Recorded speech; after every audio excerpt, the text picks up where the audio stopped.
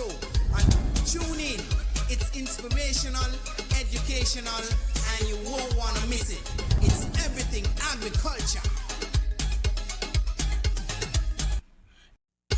Hey, this man Easy, inviting you to tune in. It's all about everything agriculture with the man Banky and Company alongside Yason Tafari. It's your weekly educational show. And tune in. It's inspirational, educational, and you won't want to miss it. It's everything agriculture. Hey, this man Easy, inviting you to tune in. It's all about everything agriculture with the man Banky and Company alongside Yason Tafari. It's your weekly educational show. And tune in. It's inspirational, educational, and you won't want to miss it. It's everything agriculture. Hey, this man Easy, inviting you to tune in. It's all about everything agriculture with the man Banky and Company alongside Yason Tafari. It's your weekly educational show. And tune in. It's inspirational, educational, and you won't want to miss it. It's everything agriculture. Hey, this man Easy, inviting you to tune in. It's all about everything agriculture with the man Banky and Company alongside Yason Tafari. It's your weekly educational show. And tune in. It's inspirational, educational. Right. Yes, good evening and welcome to another Friday evening and to the Everything Agriculture Show. I'm your host Banky and my co-host Yason Tafari. For a little bit, we'll be running late this evening. But this evening we have two special guests for us. So we have an interesting show going on today. So we have Miss Akeisha Fergus and Ryan Kado. For me, a young power couple doing good things together. So just want to put that out there. Very proud of them. So before we get into the conversation, let me say good evening to the folks in Oli and Liamiga, which is an indigenous name to this beautiful Twin Island state. Let me say good evening to the folks in the neighboring islands, Saba, Statia, St. Martin, the U.S. Virgin Islands, and the Bivia, and not forgetting the folks over in Montserrat. Greatly appreciate you guys tuning in, all folks over in Antigua and Barbuda, and the folks throughout the Windward Islands, not forgetting the folks in the diaspora in North America, from the Florida Keys all the way up to Maine, over in New York, Boston, Atlanta, wherever you're throughout the United States, and not forgetting the folks over in the different time zone, over in Europe, Africa, Asia, wherever you're at. Appreciate you guys tuning in. Good afternoon, good morning, whichever is appropriate. Thank you for tuning in Real Entertainment Network. You could be listening any other media house, but you choose to listen to us shows that you have that interest when it comes to the agriculture sector and the earth that you live on, and to keep it in a safer place and make sure you feeding yourself and the home that you live in is safe and not toxic, because most time we live in an environment that makes us sick and don't even realize that. So this evening we're going to be speaking to this young couple here. As I said, Akeisha Fergus and Ryan Kado. We're doing some great things. I remember when they started baby steps, and now there are people who you want to look up to, like role model within the young sector. So, you know, agriculture is in a good space. So I really appreciate stuff like that. And so we were talking about stuff that encourage them and some of the trials and tribulation and where they want to see agriculture ahead, because this is where you're going to need you. So you're going to know, okay, well, these young person have that interest and they're going to continue. Because the reality, most of the farmers who are taking farming right now, most of them is in the 60s and some in the 70s. So you really have to start to look at the grassroots to encourage those who are in school to take up the sciences subject, because agriculture is very scientific, because you have to do a lot of stuff within the environment, and you really got to understand it scientifically if you want to succeed in a sense like that. So, yes, Akeisha, Ryan, welcome to the Everything Agriculture Show. How y'all doing? Well, it's good to be here. We follow you and we realize that you're doing a good job in terms of keeping the people in farm, and the guest them has been very much interesting. So I hope that we could have a nice evening tonight, still, you know? So I give thanks for that.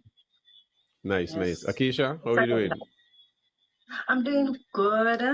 I'm happy to be here, and I'm ready to dive into the conversation. All right. So first thing, and the question going to go for both of you. How did you guys get into agriculture? Why that interest? Because most young people is not going to look and say, well, why are you going to go there with this hard work and you got to wait till this and that and one ton of things and this. So why both of you end up in why agriculture? I ended up in agriculture because I wanted to open up a smoothie shop where I can get real fruits to use in my blender. And then I realized when I was going to the supermarkets, they were a bit expensive. So I decided, okay, in order to cut down the costs, I should start farming. So I started to do crops like watermelon, spinach. I even tried strawberries to cut down the costs for the shop. But then I realized that you can turn agriculture into a business where you can sell your produce to vendors and receive a good amount of money. So that is where it came from on my end. Yeah. For me, I guess, as Akeisha said, like,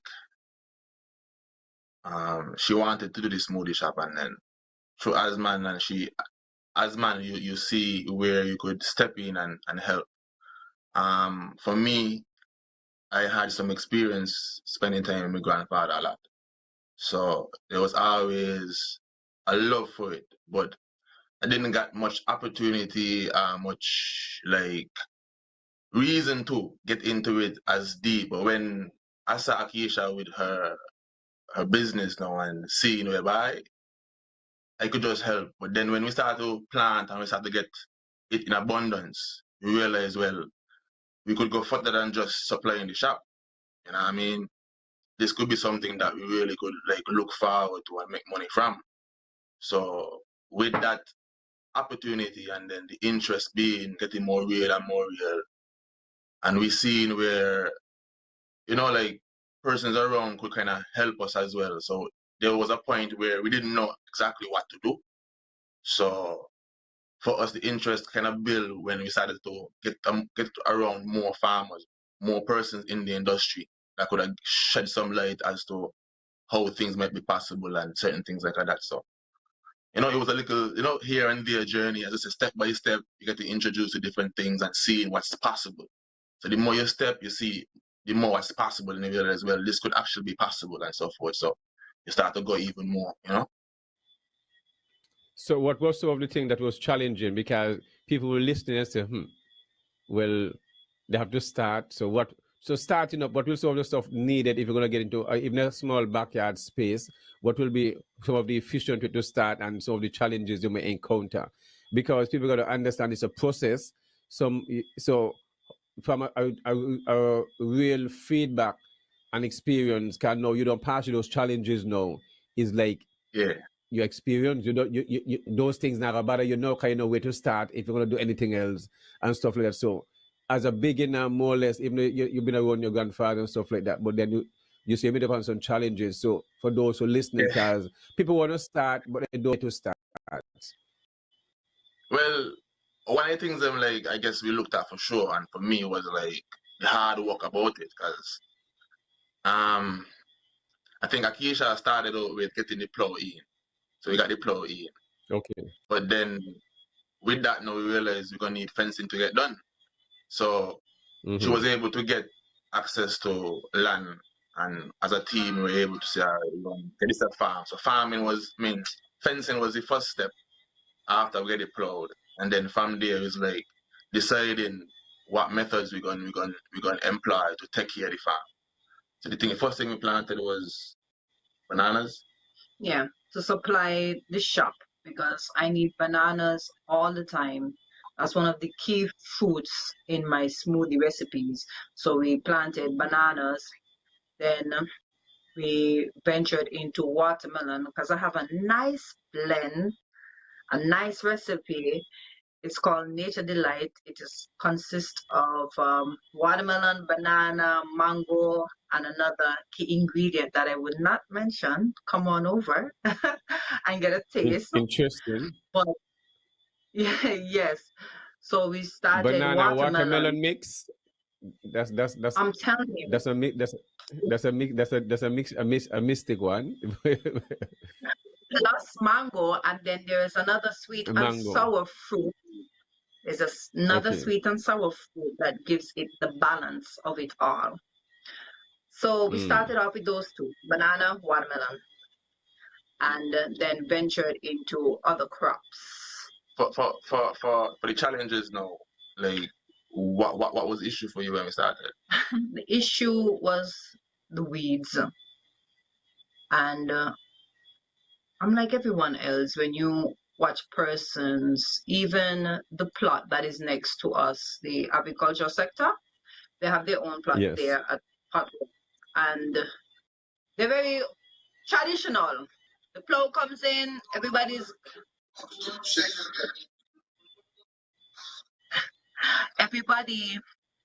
there, in the ground, pulling up the weeds, having the hoe, and etc. Very, very traditional. And I realized this is not gonna work for me. I have a smoothie shop that I need to be there for 8 hours a day. So Ryan came up with the idea of having gum matting, and I find that significantly helped in managing the weeds. But then you remember when we started to collect cardboards? Yeah. We started to collect cardboards to put them in the trench, the area that you walk between the beds. Of course. Because that's a That works. boom. Of course. Yes. Yes. Yes. So we were trying to do it like the DIY kind of.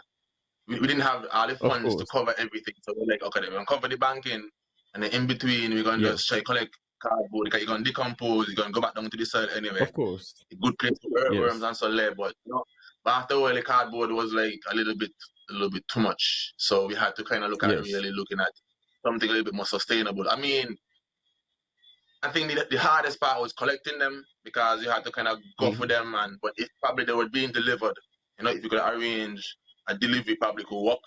Having a good arrangement so people know, but and then even having them stored on the farm too, it harbors certain pests as well. So it's just like, would it make sense, to deal it that way the same still? So those are little challenges we had to figure out what was worthwhile in terms of trying that way, and then deciding, okay, then it's probably the best way. And the watering for you was one, because I remember we having installed the drips for the bananas then, and then Akeisha was like, she buy the shop and the farm close by. She had to go by the shop, turn on the manually, and then go back down. Yes. And then with the instances that you. Yeah, there will be times where I forgot the water on. Lord, forgive me. And that wasn't working. So Ryan started to do the research, and he bought some timers that was much, much needed.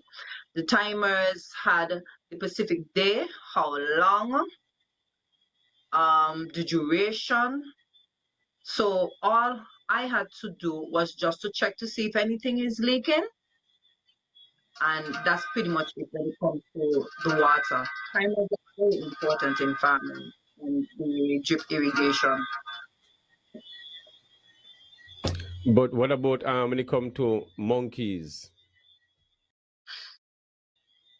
Well, at first we didn't have any problems. Yeah. And we thought we were blessed. Okay. No, we have monkey issues now that we have moved to a larger area. And I would let Ryan talk more about it in terms of the things that we do to keep them away, but they still come. Yes. It's just natural. But I think the amount has decreased in terms of them eating the actual produce due to what Ryan implemented. Yeah, so when the monkeys them now realize that they are creatures, just like me and you, like stones. Me don't know if because the university close by, the monkeys are in university too. I don't know. Maybe because the university they learn some sense. But we used to, we had chops, and then I remember talking to one of the we'll call them rangers, stolen. Was telling me about the monkeys that they don't go in a chop over there. Okay, where you chop over there now, go and chop them. So it was like, all right, cool. Now I'm going to chop. We try to poison. I mean, we don't want to eat food, so we decided we're going to put on food, but that didn't really work out in terms of like that, like putting on bait for them at the end, picking up the bait. You understand? And then we made us decide. I remember that they're talking about monkeys like to be clean and monkeys don't like mess. You know, so well, these guys will shoot and they have the carcasses. Some people eat monkey soup, some people have the monkey for dog meat. So getting a carcass now after somebody would have hunted for one or whatever the case may be, to have that carcass hang up. When the troop comes, because there are like 3 different troops, yeah, it's because I study the area. You realize the area got different troops, they got different personas, so you know which area one gonna come from, at what time you gonna come there, and then you have to observe them, observe their movements and so forth. So I place, carcasses in areas where I know they're gonna come and have entry from. But then when they come and see the carcasses, they get deterred. They don't really want to come around now. They realize, but this is a place probably we're not supposed to be, because we could be like that person up on the fence, And then I got you. Using like bombs. So when they hear loud noise like firecrackers, they related to like a gunshot. So for them now, believing that there's somebody over there that has one, they don't want to see them. Once they hear it over there a few times, they probably feel like somebody over there got something. So now you try to use them same firecrackers that they buy for Christmas and the celebration, and so you got a few of them there, and you just religiously know, randomly, and when you hear them, you bust them, and within like 2 to 3 minutes, the noise what you were hearing from them just get quiet. They leave the area. So for us, having more presence on the farm really helped, though, because to have them kind of mind games playing with them, you have to be present on the farm. You have to be aware that these people these people, but these creatures gonna come and want a piece of food. Yes. You understand? You gotta make them think twice before they cross the border. Don't make them feel like, so we try to play that kind of game there with them. And for us, you work. Some of them gonna be brave, but then when we start to see that happening again, we just re-employ the same method. We can call the guys and ask if you have anything available I could get from you. Some might have it on the freezer. Some might say, okay, then I'm going hunting tomorrow. So after I go hunting, I go link you. So having that relationship with them, kind of helped me as well to be able to get what I need, the raw material to be able to keep that kind of flow going. And that helped. I must say, really, really helped us in terms of being able to carry food to the market when compared to like quarter ounce, half of the area being beaten up and disturbed every day, so that's a real change from what it was before. So it's not a foolproof method. So I don't know if you're gonna work for everybody, but of course, just kind of like looking at them as smart creatures and trying to deal with them like they're smart, and kind of respecting that and kind of finding ways to kind of, I as a human being wouldn't want to go a place when we see other human being hang up. Like I wouldn't want to go there. So is that kind of mind game? Yeah. Yeah, but I mean it's very interesting how you guys tend to figure out things. Some would put electrical fence and some would use dogs, but as you say, you both observe the environment, where they come from, the different type of troops, how they behave, and the timing, all that, which means you all spend time in the environment and the farm to analyze all these things. So what might work for you might not work for our next person. So it takes each farmer have to figure out a way how to protect his crops. And it seems like you guys have figured out. You guys use the firecrackers, which, as you say, sound like the gunshot and stuff like that. And it's very loud. and you can't tell if it's a gun, which is what, because it's that loud, it's the same the sound, and they understand that through over the years they've been hunted, so they know they hear those scatter the Right. same way. So you're replicating those who hunting the same way. So brilliant ideas, and I'm sure you might inspire others to do the same way. I mean, they may have neighbors, you might have let the neighbors know, well, from time to time you might hear me, but ain't no Yeah, gunshot, is me yeah. down there, boss. You Because have to kind of share. Some of the farmers on the road was asking if me got going over there. I said, no, man, not going over yeah, there. exactly. Yeah, so it No, depends on if you live in, especially if you live in a community with homes and stuff in a little backyard garden, then you will have to tell the yeah, neighbors them, well, you know, doing my gardening and monkey in the area. So, but that is very good. yeah, How it is now, from upgrading from a small space to a large space, how the plant, when it comes to the planting, maintenance of the farm, and now the crops yield now is increased. So how do you deal with the customers? How is, I know there was one where guys was the only pushing Samuel for a long time, and I felt good about that, because I've been trying to people, you can have Samuel is just one a crop you can grow, you can manage it, and at the same time you can still, even when it's out of season, you can even dry it and get a higher value for it, in a sense like that. yeah, So how is yeah. it now you upscale to, 'cause right now you're doing the commercial thing, you guys have clients, you guys pushing out weight. I mean, you guys just doing it. So how is it now to be known within the farming community from when you started, and now people reaching out to you guys and depending on you guys to supply them with products? It's a good feeling, honestly. I Nice. I must say though, when we started with the bigger plot, which is about 2 acres, Yes. we only started off with about 2 banks, which is like 190 feet long. And that Yes. felt like a lot. Yeah. And over Those are some long banks too. Those banks are long. Those are some long banks. very long banks too. Yes, that is true. But at that time, it felt like a lot.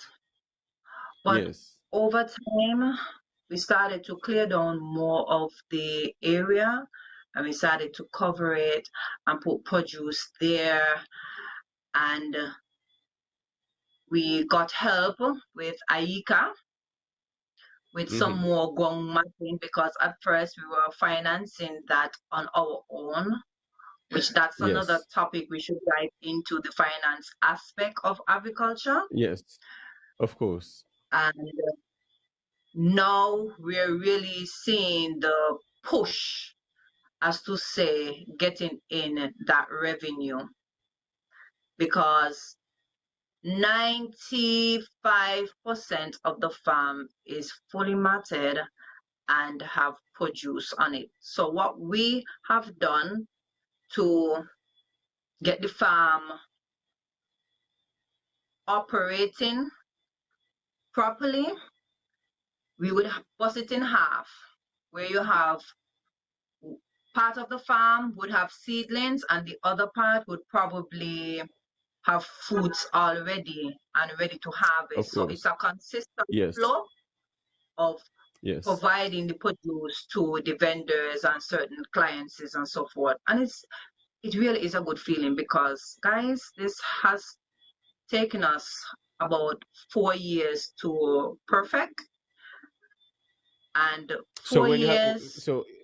so which mean you started, because someone asked the question, how long you guys been farming? Mhm.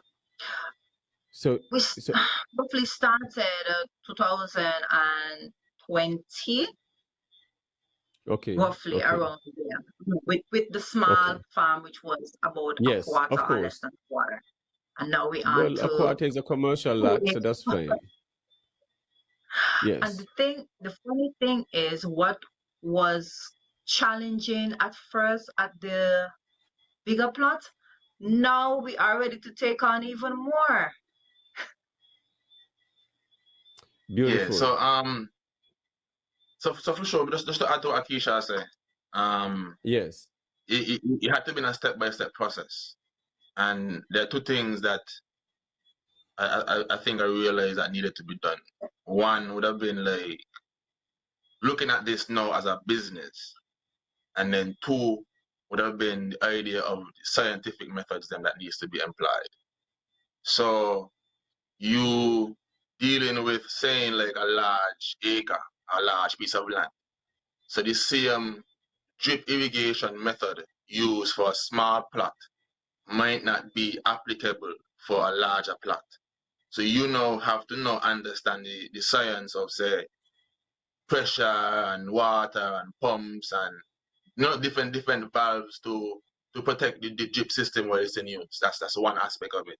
And then you're looking at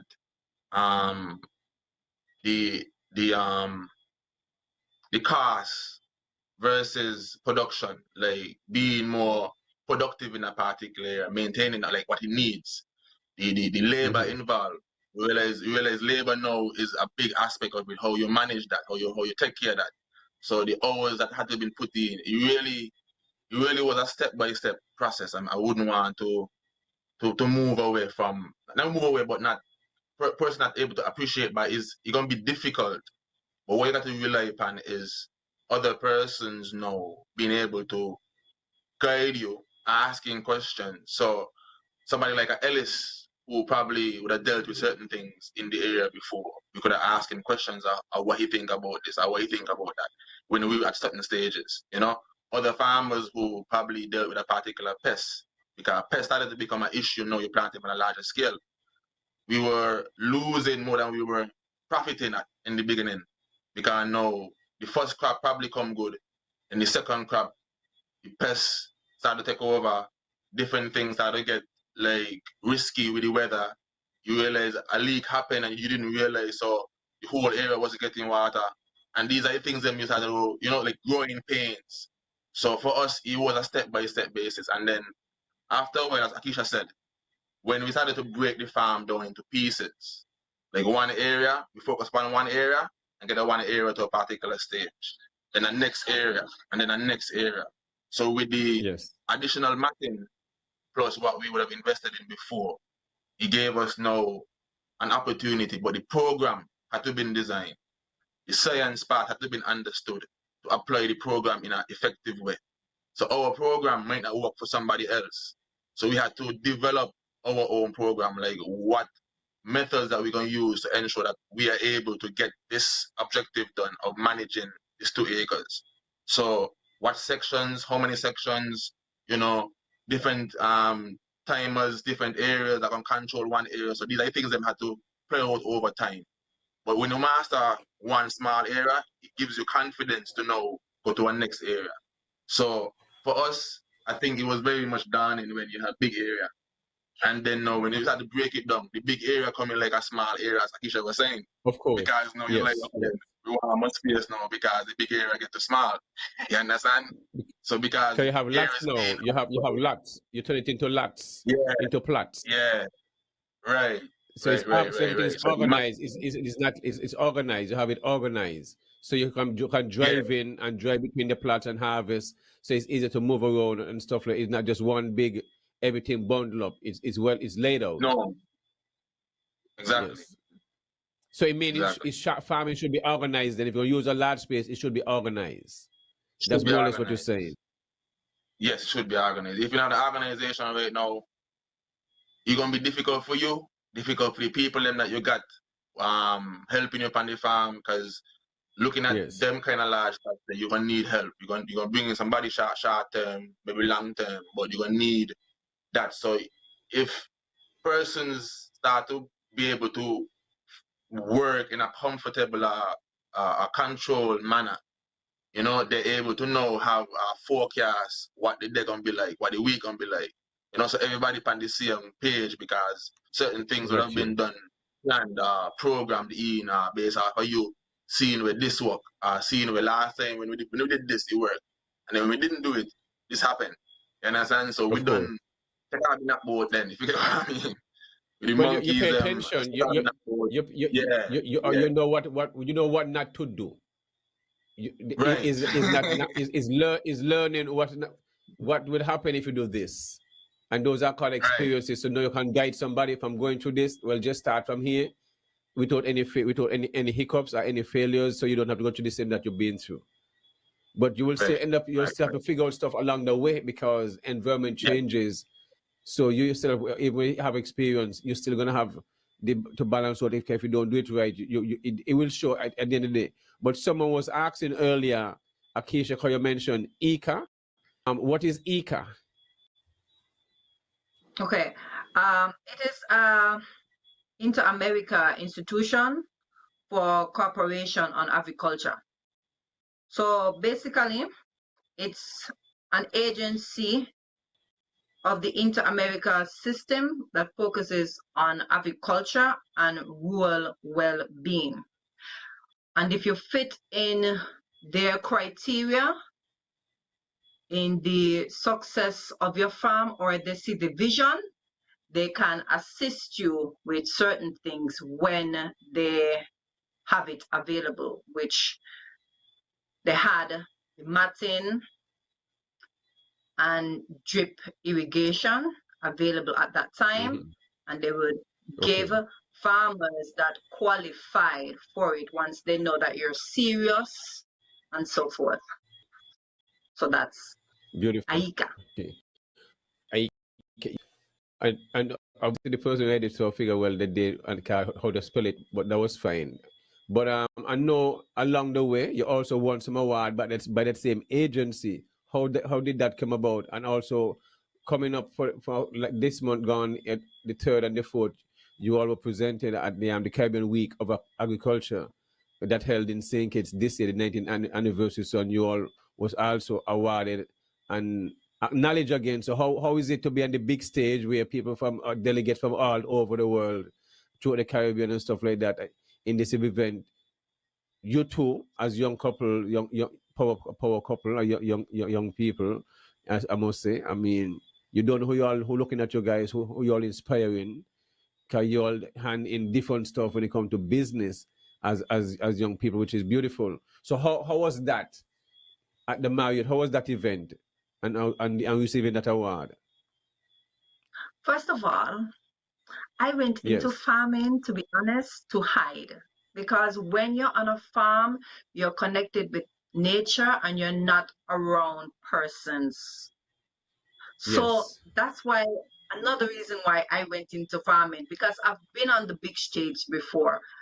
I've been in pageantry before. I've seen thousands of persons and being in that arena and so forth. So I went to hide into farming, and now being recognized, it's all over the place, all over the world. I'm like, oh boy.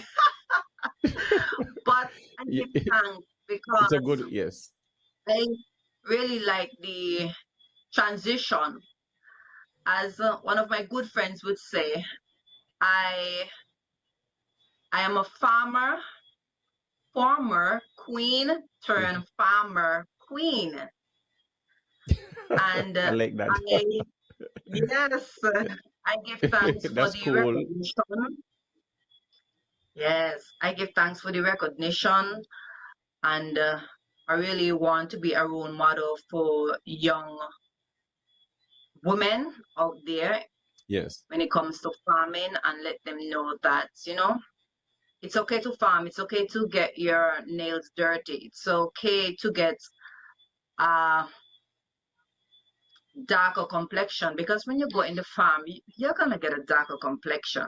Let's be real. But to understand what is going to come from it, the benefits, like the food, the nutrition, the fact that you're selling your produce, persons are liking it, the revenue, it's a great feeling. And plus I give thanks to Anita. Plus stress free, release the stress, and good for meditation and stuff like that. There's so many benefits in being a farmer. When you're there around nature, it's undescribable, to be honest. But I give thanks to AICA for awarding us royalty leaders. That was very nice, and they gave us a nice award at Marriott's during the CWA. Yes. So I'm not hiding anymore. I can't hide anymore. Of I'm course. already So, out there in farming. yes. So, Kado, how was that experience for you? Being on the big stage Um, with, I mean, at the Marriott with all these people and all these workshops, a lot of workshops going on. So, how was that experience? Because many people did not going to get a chance to experience these things. But because earlier you started with struggles that you started off from a small space into a big space, and it took you 4 years to manage to get to get it down packed to all the don'ts and do's and stuff like that. So now everything falling into place. How is it? I'm gonna be honest. Sometimes it was a weird feeling because I was like, sometimes you hear trying your best to show people that you capable, you know, and then you decide, all right, let me stop show people what I'm capable of, and that's doing me God up because nobody will give you the help or whatever. But then you find that somebody from way over yonder only hear Mm-hmm. a story that you write and show them your journey in a little glimpse, and they were able to recognize that as something where because I think that they got to a stage where Rodney Elliot, agriculture director agriculture, he would have reached out and said, well, I think you guys would fit into this kind Mm-hmm. of mold. So write this write up to describe what you guys doing as rural leaders, and I'm gonna send it out. So I just write it up thinking, well, okay, I'm gonna, Yes.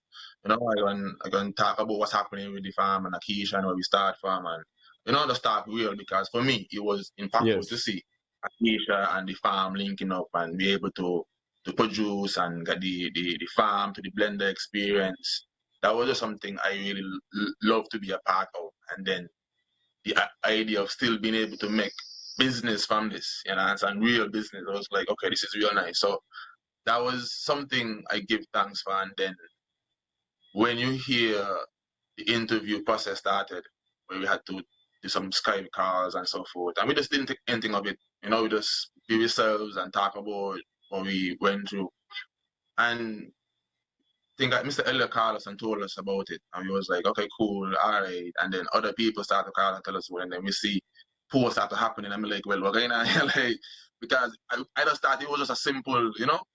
But then Elliot come and tell Yes. me, no, it's a big thing, it's a regional thing, all Latin America, and so I was like, what do you mean by that? Yeah, man, you had other people they could have choose, but they chose you guys. And as I now, I'm Yes. Yes. thinking we ain't Yes. doing nothing big.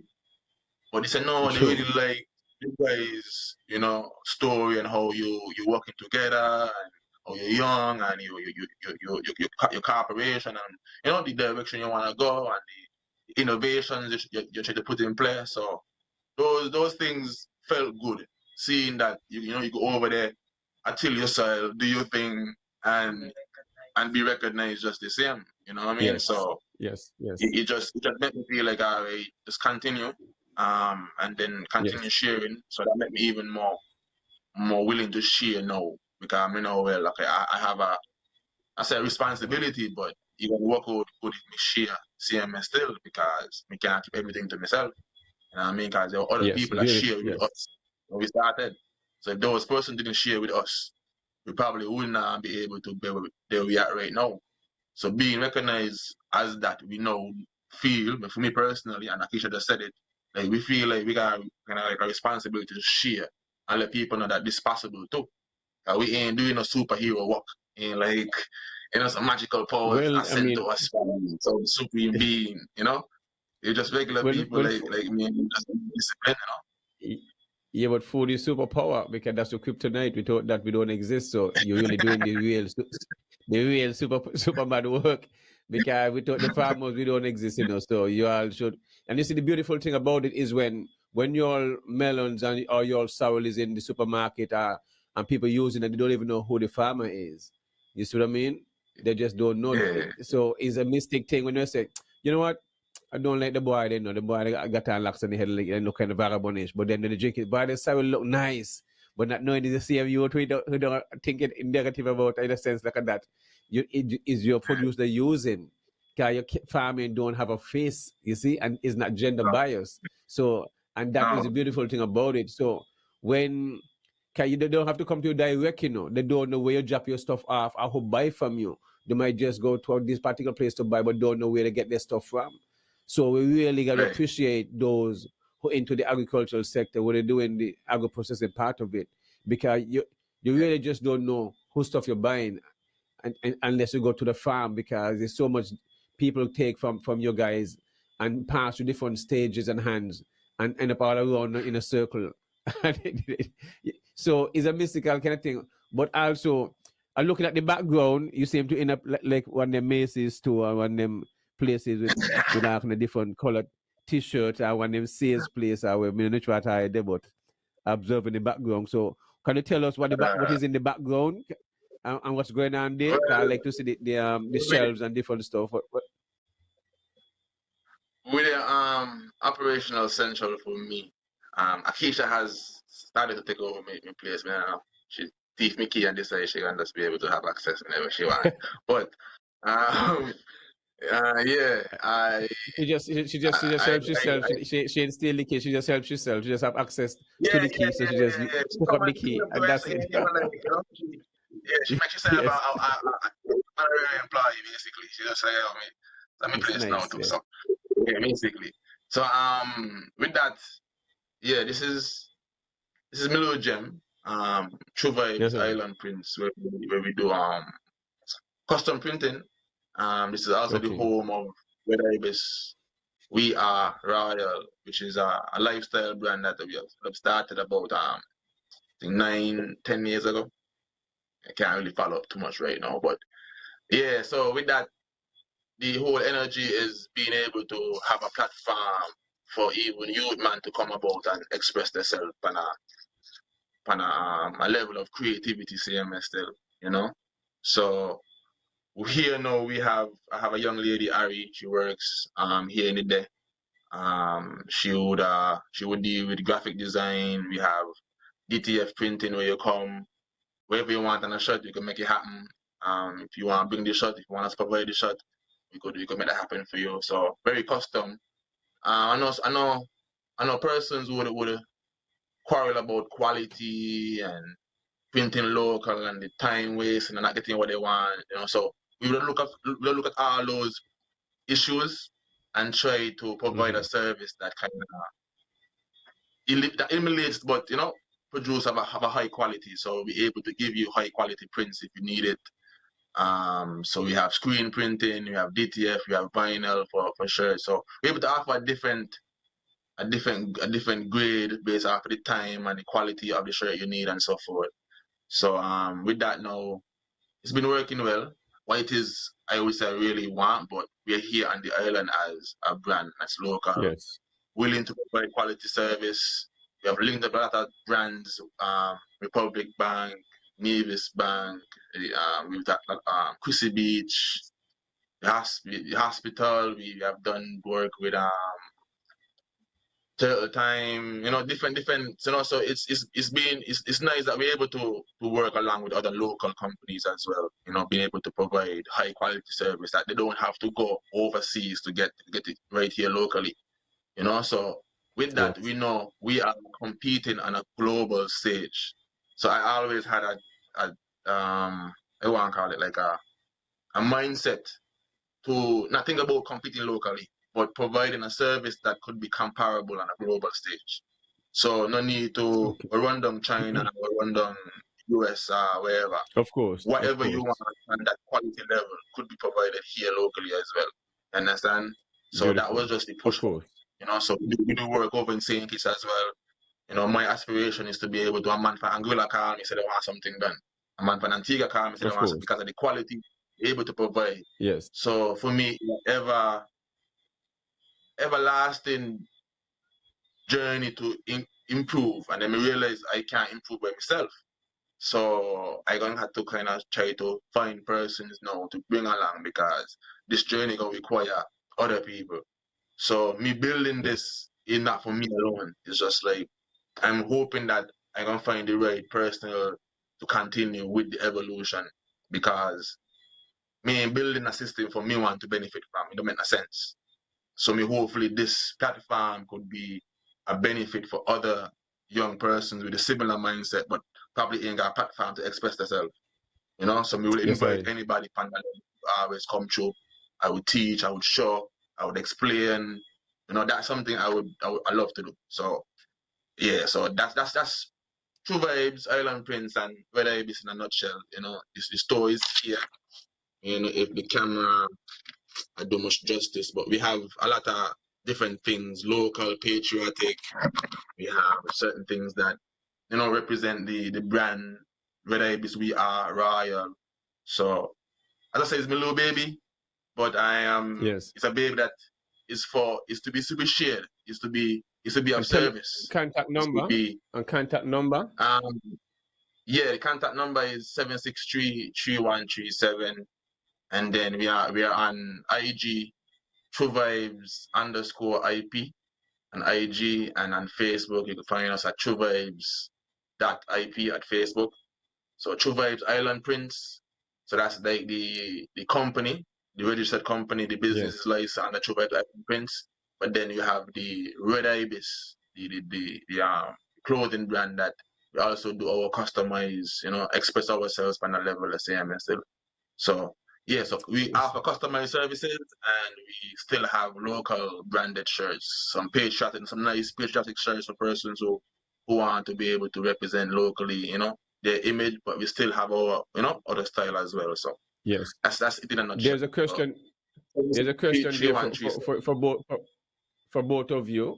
How do you guys divide the work on the farm? And the next one will be, what would you want to tell the young people through your journey when it comes to farming? I am responsible for weeding. I am responsible for weeding up around the crops, making sure Okay. that the farm is tidy, making sure that everything is copper set. So I manage it and I weed up the physical aspect of it, the surroundings of the crop. Because what persons don't understand, if you're not weeding up your plants, the pests would lurk around in that same weeds, Yes. and they will attack your plants, and then you wonder, oh my gosh, I didn't get any foods to sell because it did not actually reach to that stage of fruiting. Sometimes it doesn't even reach to the stage of fruiting, how bad the pests are. Especially if you have Yes. caterpillars. Oh gosh, they are a disaster. But weeding up really, really helps. And the key thing I want young persons to go away with is don't give up. Farming is something that teaches you discipline, leadership, patience, and the list can go on. And to know that you're providing persons nutrients to their body when they buy your products, it's something you can say, okay, I am here for a reason. And that gives you a feeling that you have ticked that off. Because some of us want to know, well, what is my reason here on earth? And to respecting your temple, your soul, providing that nutrients, having the faith of never giving up, pushing through, even though sometimes the circumstances are bad. And farming gives you all of that. So don't give up. Be a farmer. Try your best. Nice. Kado? Yeah, in terms of the workload, I really had to look at the fact that some persons might not like the hard work. So again, it would have been designing something that somebody would like to be a part of, right? So maybe how my mind works sometimes, I look at problems as a way of opportunities at the same time. So when we're able to get So now Akeisha wouldn't have to go lock on the pipe for the water. So that's one task that automated. Then keeping down the weeds, the Martin do a good job. With Akeisha being able to apply that timely weeding up. So rather than waiting until the weeds get tall, if she's able to step on a schedule along with the worker that we now have, because before it was just us. Now that we're able to kind of maintain a particular standard, be able to maintain a particular flow of cash as well. So that now we're able to sacrifice, but use that and employ somebody with that now. So having a schedule along with Akeisha managing now the workload. So we now know what we need to do at this stage. And we have this week to do this at this stage. We can't let the week pass, otherwise the grass will get too high, the vine might start to run. So it's very much important that somebody is there on a day-to-day basis that manages the operations. That's what Akeisha does now. She would check to make sure that we're on point in whatever time frame that we needed to be in for. So my job now would have been again designing and making sure the science part of it is on point, you know. So the applying of certain compost tea or whatever the case might be, the mixing of certain nutrients and so forth, you know, making sure those things are on point. So the workload could be shared on that end. So I probably not won't be there as long and as much during the week based off of my schedule. But at least the farm has that presence. Akeisha is there to monitor along with the person that's going to be there on a daily basis to do certain things as well. So the workload for us was shared with that application of science to reduce it, to minimize the amount of work, and then now we could share. We can always have the work up on the weekend, you know, a spray needed, put on new matting, put on new gyps. So, you know, we're going to be apply those. So those stuff that we do, it's not going to be as frequent, but it's going to be intense. But after we do all the intense work there, in a period where we not got to do so much intense work no more. All the intense work done, put in already, everything done prepared for, everything done go, is Akeisha to come in now and manage. So my job is to explore new areas, conquer them, and then Akeisha can come in and she manage. Understand? Nice. So we share the workload from that level. Yeah. It's so like artistry. Everything is done to a science, well mapped out, well coordinated, and the responsibilities are shared, and that is going to work together and understand each other and the challenges and go through the challenges. One of the next thing I want to tap into, Helen's data. Akeisha, I know what is Helen's data and how you come associated with that. Because that's our next farming aspect again, where you guys just branching off and tapping into stuff regional. And so what is Helen's data? Helen's data is an organization that is female farmers only. There are a couple of groups. They have the SKN own, then you have one in St. Lucia and I think one in St. Vincent as well. Yes. Where it provides opportunities to us to learn, opportunities where persons can get grants and other information in the agriculture or agro-processing process. And I got into it, I think it was somebody was talking about it, and then they gave me a link as to how to sign up. And once you become a member, they continue with courses for people to learn. So it's not just an organization where you join and you say, oh, I'm a part of this. No, you're constantly learning something. They have constant courses, field trips, like tomorrow they'll be going on a field trip to a farm over in New River. So it's something very engaging, and I would really encourage females around here to be a part of it, because you learn so much, because it's just not limited to agriculture, agro-processing, fisheries. It's really a really good thing that they're doing for us. So for one to get into agriculture, I mean, female wise, how challenges you find it to be, and compared to a male, is a difference when it comes to taking being taken serious, uh, being just taken as a joke. How is it when it comes to gender biases? Um, just like anything else, there would be persons out there that would not take you serious because they would think that you're a glamour girl, Mm-hmm. and they have a wrong perception on females. But what one must understand, there's no agriculture without a woman. True. And the persons that I have interact with, they are very kind and they took me serious because they gave me advice that I'm still applying to today. Like yourself, you were you were there in the start by providing the fencing for the small plot that I wanted.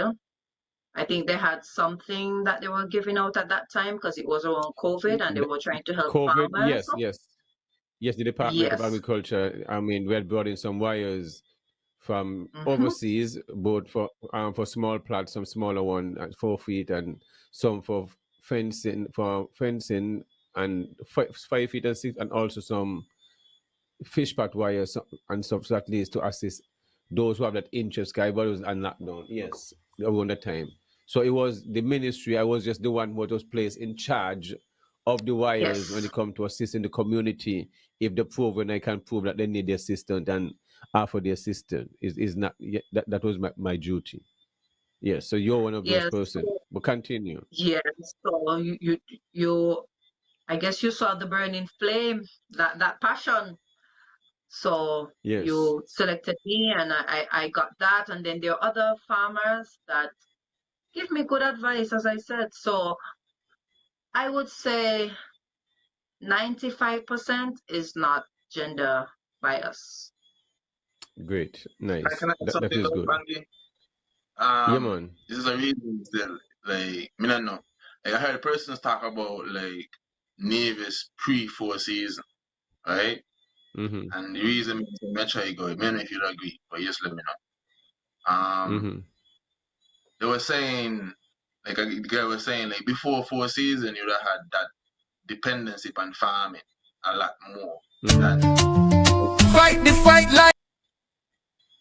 yeah. Mm-hmm. So the dependency on the farming would have been based off of the fact that, okay, this is what we do to survive. So you'd have had fishermen because they were able to provide for fish. You might find fishermen having different women all about the place because everybody been centered around the farmer as being the king. You understand? And you listen Yes. women now being more involved in that stage in that time in the farming. There was no farming without the women a part of it. You understand? So to make it seem like it was a man dominated industry, to me, Yes. Of if you look course. at it, after 4 seasons, I'm hearing now the women had now the opportunity to make money other than farming, which is a good thing to me still. But it left the farming industry now kind of hampered because now the tourism, the service industry, I give more monies for less effort, if you get what I mean.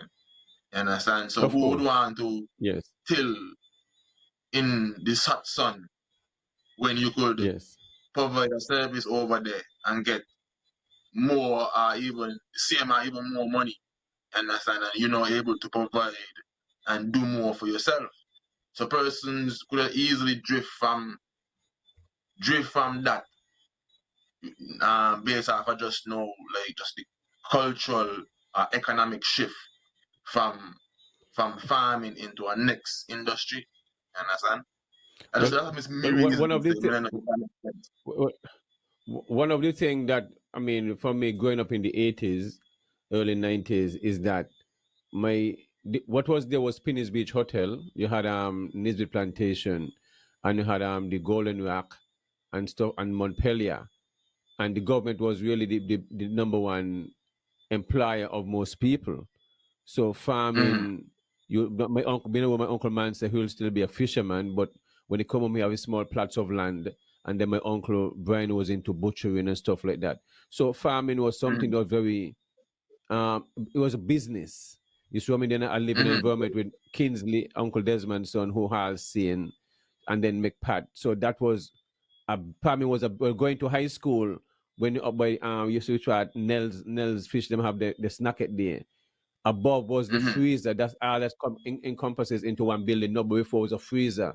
When you're in high school in the 89, 90, and you see Uncle Carlton bringing up some trucks with some grouper, 5 feet, bigger than you as a youth, fatter, way more than you, 200 pounds. That is the kind of farming the man used to do them times there. You understand? When Uncle Desmond hauling and net down a pennies, when it come to a boat, a truckload of fish, them and hauling a gas, Sprat, when it come to Sprat, jacks, so them and hauling is tow and them must ship out. That is how the sector was. You see what I mean? But then when foreseen now, you open up opportunity for more young people because job was limited, Remember that it was you're talking about late 80s, early 90s. So you have a major hotel going to employ almost 1,000 people. That is something different for Ireland never seen. So when you have a government is the only most employ and within the hotel industry, probably, you know what I mean? So Four Seasons open up a lot of opportunities. So people going to move into different areas because farming, I don't use the word hard work, It's just work. Because everything you do, you must exert effort. And people build house in the hot sun, because the sun always hot. They do the roads, you know what I mean? They mix by the concrete mixer. But with farming now, you have to wait to harvest the crop for months and weeks. So that is why they say they call it hard, because you have to have patience. When you don't turn the mixer, you get paid Friday, Farming, I get paid Friday, Now the next month, now the other month. You see what I mean? And if the crop not come in, you're not gonna get nothing at all. You just have to start over again. You overs. So is in that aspect, it's considered to be hard. They call it hard, but it's nothing hard. You see what I mean? It's a science, and when you figure it out, and if you genuinely have the love for it, because the wisest thing, down the road, especially putting your fruit trees, once they start to bear, they now start bear, So it's always to make sure you have a lot of fruit trees to fill up the land and the intercrop with your cash crops and stuff like that. Because down the road, your coconut trees and your guavas, them is going to and your bananas, when they start coming on, really be bringing the money faster than some of those crops, because you're harvesting constantly waiting on those cash crops to come in. So the cash crop is just to complement the fruit trees and them, basically, in a sense. You see what I mean? But I say yes, and just joining us and stuff. Not sure if you've been listening, what's going on, and so you can. Yes, sir, what's going on with you? Yeah, man. Global greetings, Kado, greetings, Akeisha. Yeah, I was listening a little bit of it on my way back here, but I kind of was caught up a bit earlier on with a seminar, so I was unable to get in at the early start of it. But yeah, man, enough respect. I really love the energy. Really happy to see young people, in agriculture and taking it to this level as well, demonstrating also to young people that, hey, what I mean, you can do this thing, and also that, farming is fashionable. Farming is sexy, as the young people would say. You know what I mean? So we have a queen who is, a part of agriculture. So we have a well, Kado in himself is a model in his own farm, because he models his clothing line and clothing wear and so on. So at the same time, it's still demonstrating that as some of the young people say, that hip, that young, what I mean, agriculture got that hip. And Kado, while we here too, this is something that we'll have to brainstorm over a little bit, because it's been toying on my mind a little bit, seeing that we already have the fashion line. We now have to work on making agriculture sexy via the brand as well. So we deal with some branding that just focuses on agriculture, farming, and make it like sexy, appealing.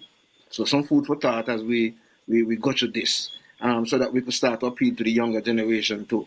You know, like so they could get some t-shirt mark on. You know, like you know what I mean, um, farm food and not farm fool. You know, so you know things like that. You know, so that they could start to see it on a different level. So just some food for thought. I think I had one last night, but it would have been a little bit more vulgar. I think it was it was the idea of, I think it was the Gaskell them, because how me mind I work with designing and I hear people and ideas and think about how to put the idea up on a shot. So when Gaskell them were asked about the why they have the land undeveloped, and he was like, I want to, I love trees. I want to have my farm full of trees. I want fruit trees. And I feel like that is something worth keeping. You understand? So I was like, F you, I love trees. You understand? Because like I love you want vex with me because me no want cut down my trees them and build up on there. I love trees, so F you. You understand? So Right. it was just like a little joke, a little banter here that you could see on a shot because of of their promotion, as you say. You know what I'm saying? Yeah. Hearing somebody Yeah. and putting a thought and putting it on a shot. It's the same way you could come up with certain things and we have the capabilities here. So that's what we're saying. The platform that's here right now is for that purpose. We don't need to go send China to go do it. You understand? Right. If we really want it done and we get the raw material required to get it done, we could do it. We in control of certain things because it could be done here, it could be done here locally. You understand? So for me, I'm just happy that you see the vision, you see what possible, and whenever you need that done, you could just make it done, you could make it happen. Everything take time, everything have a process, but we're done for it, we're willing for it. You know what I mean? So you could be I the love, first one yeah, man. Well, to get it that's done. something that we could. That's something that we will definitely collaborate on. So some food for thought as we maybe the next time we come back on the Definitely. program we'll be talking about you know how far we have reached with that and you know we might be actually wearing you know the shirts the next Even time we come even on the program. yeah, even the logo you have there right now, everything agriculture. When I saw it, I was like, I think I want to give you guys a shirt. So next time you pan it here, you're gonna have your shirt with everything agriculture nice, you know, make it look nice and neat on your shirt, see what I mean? So that's No something fish. I was thinking I could do for you guys. I realize the guys don't uniform, you guys match man nah, match. So I was organized so, Well, Yes, I. we can get you, we can get you in. Can we have slots for advertisement and so forth, so we can get in. You know what I mean with IBS. You know what I mean and do some advertising for you guys during the show here one day for small. You know what I mean donation and CM still. So all you that could can do be a worked small out. donation. CM we advertise. Yeah, man. We advertise it. You know what I mean? We figure it out. That is the thing. Yeah. Yes, sir. But yeah, son. Any comments while we at it? Um, let me see if I actually had stopped following because I went to do something else. But let me get back into the chat and see. Okay, it doesn't seem like we got any comments per se on that. Yeah, yeah, go on and talk, because I'll have to probably look up YouTube and see what's going Okay. on that. What I want to jump into, Akeisha, Kado, is finance. When it come to if there any area where where fund is available for those into farming, whether it's at the local banks where the government have funding, where someone like you can go and access funding at a no interest rate, whether it's 1%, a half a percent, 2% just for farming, because there's a startup cost and when it comes to invest in machineries and stuff like that. So how we been when it come to kind of earlier you mentioned that you guys had to do it out of you know what I mean your savings and pockets or whatever it is you Yeah. have the fund. So how is it when it comes to finance starting up a farm? For me, I do- I would have it would have been based off of just taking funds and different revenue here and there and injecting it into the farm at the first inception. Now, at this stage where we're at, and being around certain other farmers and listening, I would look at, say, for instance, kids by farmers under the tutorship of Danny and Dan, I think. You're seeing where they have programs and access to funding based off of the fact they are a group, they are a corporation, you know. So even I would get access to seminar and training session, and you would ask the facilitator certain questions that it pertains to funding. A lot of them would make mention of you being a part of a corporation, of an association of farmers, to know there is accountability as to where the money going, and there is a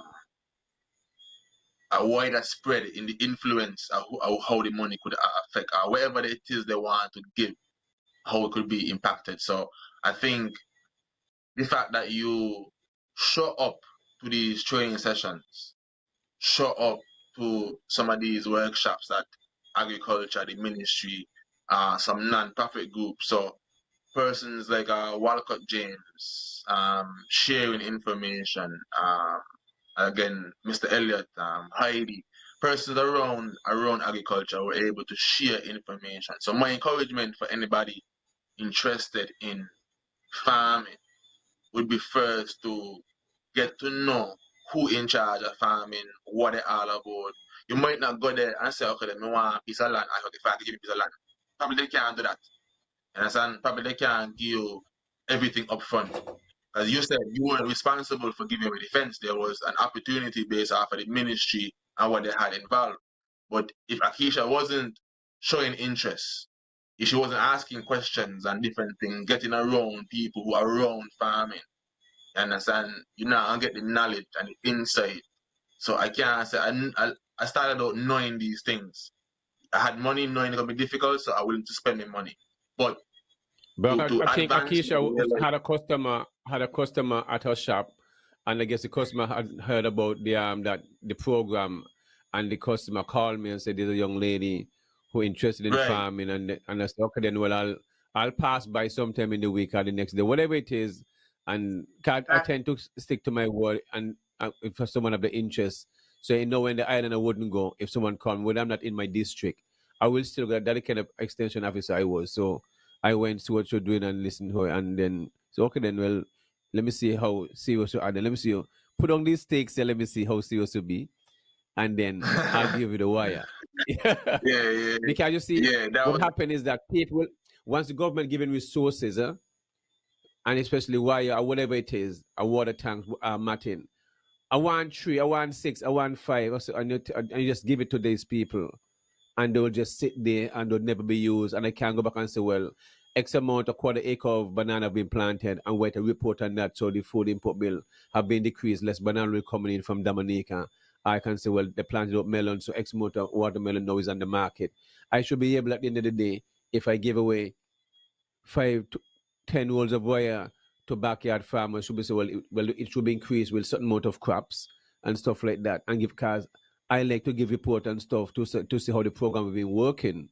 And so today, you are still doing the farming, so that's a success stories. There are some who will give the wire, and they still, after COVID passed, the wire there, I hold on, no mean nothing. You see what I mean? And you need to have a long-term story to tell consistency, and not just, because all who wanted to farm now, they're not farming no more, if they're back to normal. So easy it is to get. So farming is always be that last thing that everybody falls back on in desperate time. So you see a desperation of man when those are locked down, where who you think who have back on a truck, a farm they want to farm just so that they know how crazy. You see what I mean? Right. Just to get out the house and get some of the incentives and all these different kind. Now farmers were essential workers. It's now they have to pay attention to farm. You see what I mean? And stuff like that. So yes, I just put in all that to say, once resources are there, but telling you guys, well, let me put in the polls, and you guys did it without any hesitation. So okay then when Yeah. these people are serious. You know what I mean? So even if you had wanted two, I'll give you all 4 or 5 because I see the effort. You see what I mean? Yeah. And that's how it's supposed to work. You Yeah. see what I mean? Because I don't see blue shirt or yellow shirt. I see Nivisions and young people who have that interest because it's rare you find young people who will take up the mantle to say they're going to go into farming because you have to have that genuine passion. So I must commend you guys over and over and over. You know, because it's very important because I know what it takes. Because you must have time management, and that is what you all speak Yeah. about.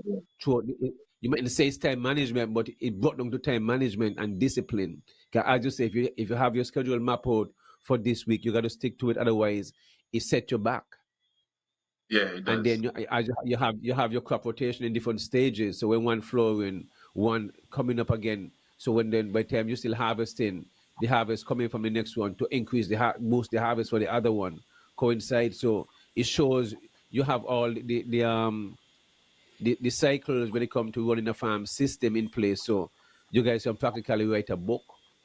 You know what I The mean? Banky, In a kids Banky farm, in also, a kids way. Yes. also because they are both educated individuals, and that's another thing that I like about this couple. They're also highlighting the fact that a lot of people tend to think that agriculture was something that is just left to people who, as we would say back then, can't read and write and so on. You know what I mean? And then to now have people who would have went to study and have their qualifications, have their subjects and so on, have alternatives, have options, but have opted to demonstrate and utilize their education, their skills, and so on through agriculture is really worth commending. And so that's another thing that I really want to point out as well when it comes to you guys. I really want to encourage you guys to continue being the example for young Nivisions and for young farmers, and not just Nivisions either, but people around the region on a whole, because you guys are recognized not just by Nivisions. The fact that you spoke about the AICA recognition in more recent times, and as we speak about that, someone in the question was asking, they said, could she tell us what AICA is for those of us who don't know and how it works? So there are people who are interested in learning. I'll go to some of the other questions because I remember Banky had asked about that. Yeah. Um, so Yes. we have Birdman saying, Banky, you mean welcome back? Then Escari says, good evening from the diaspora. Um, Justin Huggins says, good night. Birdman says, how do you divide the work between the two of you, and what would you like the next generation to learn from your journey in farming? Um, Danny Herb says, Kado is a living legend.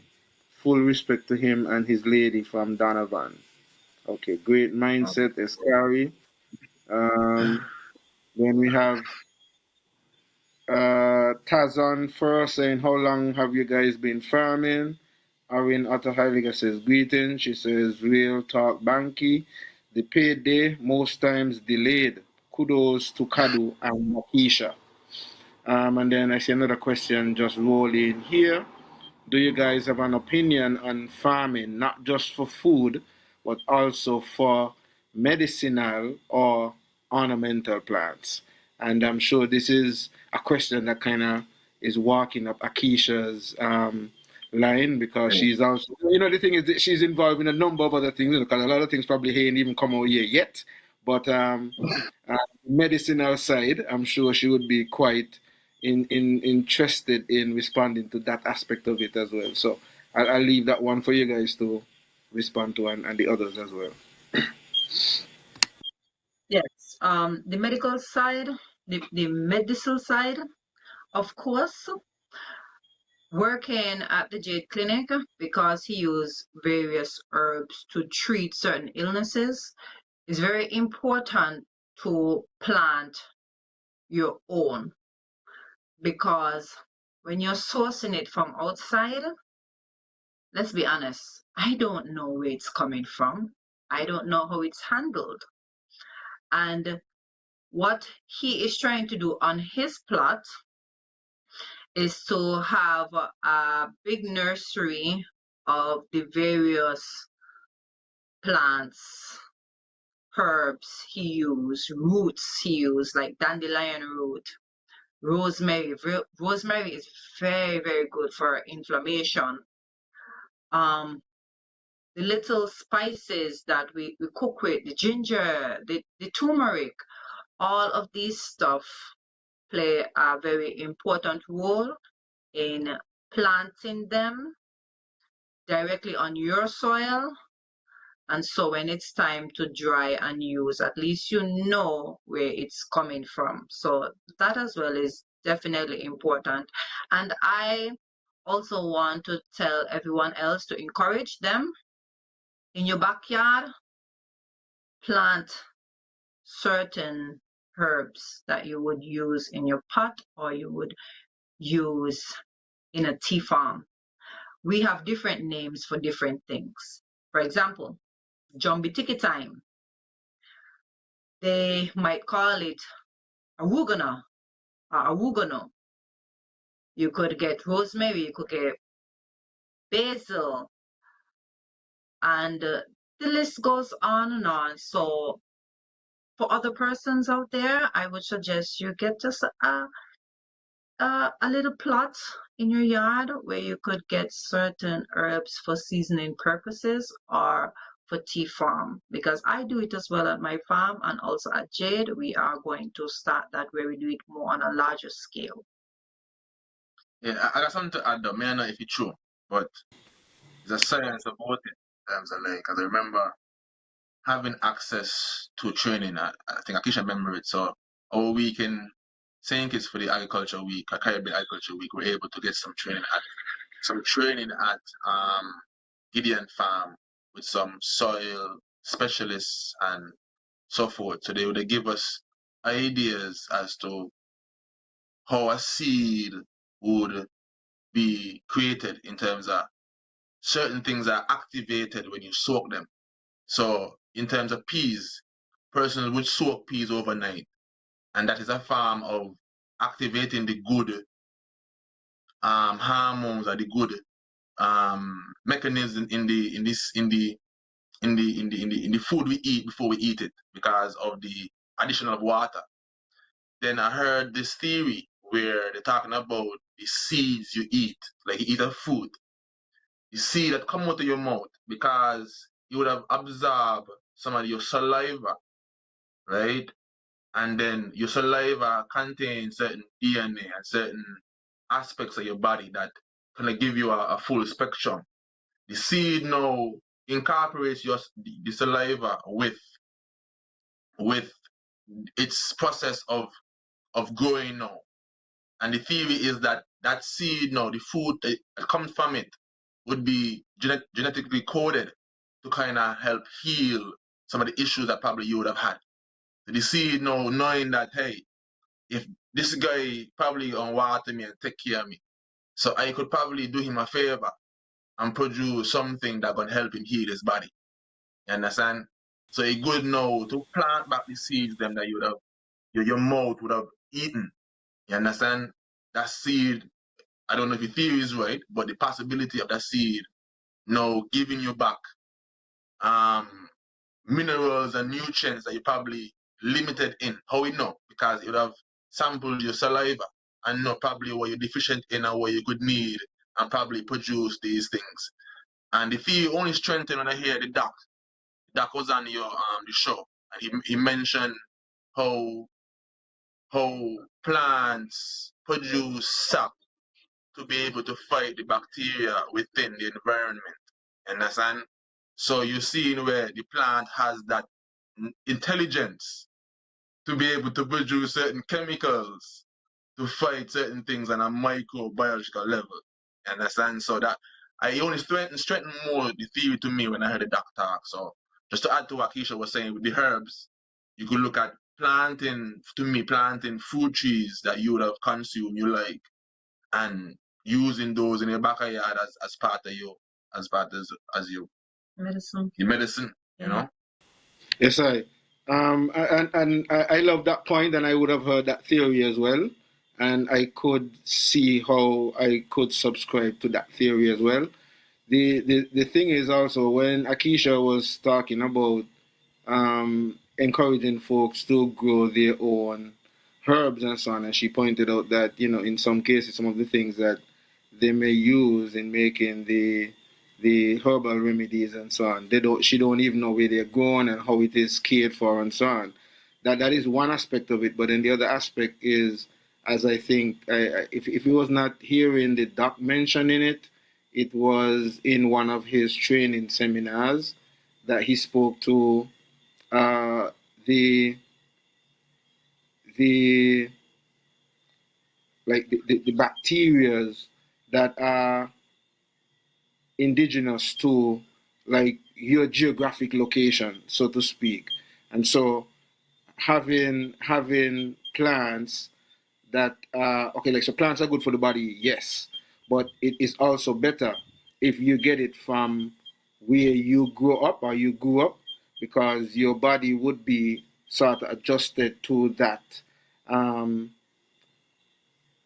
whatever bacteria, because they're good bacteria and bad bacteria, and most of the bacteria either come from the soil or you get it through the plant which the soil grew in, actually. So by you being like accustomed to be grounded in the soil, utilizing, breathing in those bacteria, then the plants that you eat from that environment would be more conducive to your body versus if they were supposed to take you up and put you in, let's say, Asia, where the food that's grown there is of a different energy and in all these different things. So some great points to ponder on as we really pay attention. So this in itself also, and these theories also should help to encourage us to want to eat more local and grow more of what we eat. Another point too, in relation to the medicinal side of it,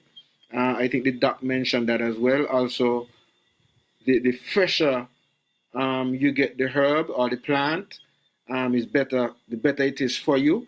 So if you could freshly pick it from just outside your garden versus having to maybe import it from whether it's Africa, India, or something where it has to be dried and go through maybe a different process or whatever. The fresher you get it, it has more of the antioxidants and other um, terpenes and other different things that as soon as it leaves the plant or the plant leaves the soil, it start losing some of those things. So the quicker you get it, the better it is for you. So those are other reasons why we should, seek to grow our own herbs and grow our own food and eat what we grow and support local farmers like Akeisha and Ryan. Man, I agree. Okay, for me, I would like to know how would you all want to see the agricultural sector move forward as young people? What is your vision? How you all want to see it when it comes to sustainability and more young people get involved? What is your all vision if you all had your all way? If I have my own way, I would like more opportunities for funding for young farmers. It's not easy to, okay, in farming, if you're trying to work smart and not hard, you need funding. It needs to be opportunity, more opportunity to have access to funding. That's what I think. And Ryan, would you suggest the same? Yeah, basically, I think when she meant, I think she, I think the innovation that farming has in the play, the timers, the drips, all these things they cost. However, you see where the innovation has its role to play now in this current time. Why have all these machine and equipment available and we're not able to use them or utilize them in the field? you know. So you look at drone operation, for example, it would be good sight for me to see some young individual operating a drone that is used to manage the farm in regards to nutrient application, pest control, based off of his love for technology. You see where his innovative nature with the drone can now mirror in with the agriculture. You understand? You could be looking at, say, some water engineer, some electrical supply being incorporated, because you have situations where you could probably get freezers and proper storage on the farm rather than having to just rely on, say, the government to provide storage for you. You could have the opportunity to have and make your farm sustainable. You understand? So to me, sustainability can definitely require some farmer innovation. And as Akeisha mentioned, that will require funding. So access to funding. Me bringing in the drone by the port, should the government charge me X amount of money when certain hotels got duty-free concession for X amount of years, and me know who I use this to advance farming in a particular direction have to go pay the drone again. I buy the drone twice. You understand? The same money me I buy the drone twice, for I could have buy more matting, more fencing, understand, more drips, more technology that we could be used or employed to make sure food security is secure. So one of the things Akeisha I don't think mentioned, but the risk of farming itself, where if I'm a money lender, if I'm somebody who giving money, farming gonna be risky business based off of what we just said earlier, and the tribulation and the trials, from monkey to weather to pests to poor irrigation to lack of management. So many different things could go wrong before it go right. Any final institution gonna want to know, what do you have in play? Show me evidence of this consistency before I'm able to give you funding, just so. You understand? So for me, giving farmers more innovation to reduce the risk of farming and make farming more of a sustainable means of economic development, economic cash flow. You're going to require, to me, as I say, access to funding, but then employing the funding in a way that is sustainable. And just giving the farmers what they need to operate like a business. Yeah. I don't want to see people that treat farming like this. As I say, only 2 people farm. No. If you really look at it globally, this is a science. This is a big business. This is big business. Big business. The richest men in America are farmers. And as I look at the richest men in across our region, Belize and Brazil, them places they were do farming on a commercial level. And that's a big business, rich because of the resource they have. They have access to vast amount of land. And they ain't developing the land to make no big hotel. They farming the land and making money just the same. You understand? They farming the land and providing jobs for people in rural areas. They farming the land to make possible cash flow to families. So for me, we would just like to see people treat farming not just like, as I said, this. For us, it started as a backyard thing, which is good, not a problem, but the government itself as treating farming like a viable means. I don't know if Banky could let me know if it's true, but do you think the government with the budgeting really believe in the farming percent? You understand, based on all the budget? What need to happen, there need to be a drive when it comes to pushing farming as a profession and include young people that is already into it. You have people like you, Paris Leafy Green, you have Naji, you have a lot of other young people doing well. You have Penny there and stuff like that. Do video, make an ad. You understand? This is what you all doing. Give you all whatever. Since you, well, if it's not monetary wise, well, X amount of time your guys get these whatever vouchers from whatever. You understand, to assist within they Training figure it put out. in there. I don't pay no water or whatever it is. Cause you probably shouldn't pay for Yeah. water. I have saying this over the years. I mean, I stop say so. Because if you have to see who wastes the most water, that's why it's when they did Indian cast like make the whole farm automated because I don't believe in wasting water. You know what I'm saying? And whatever I do at my own farm, make sure I have timers also. Because most time if you leave it on the water, you will leave it on. Because you're going to do somewhere. And you're trying to avoid overwatering and use the water. Because most of the time you give the plant the water, it's just gonna use 10% of the water.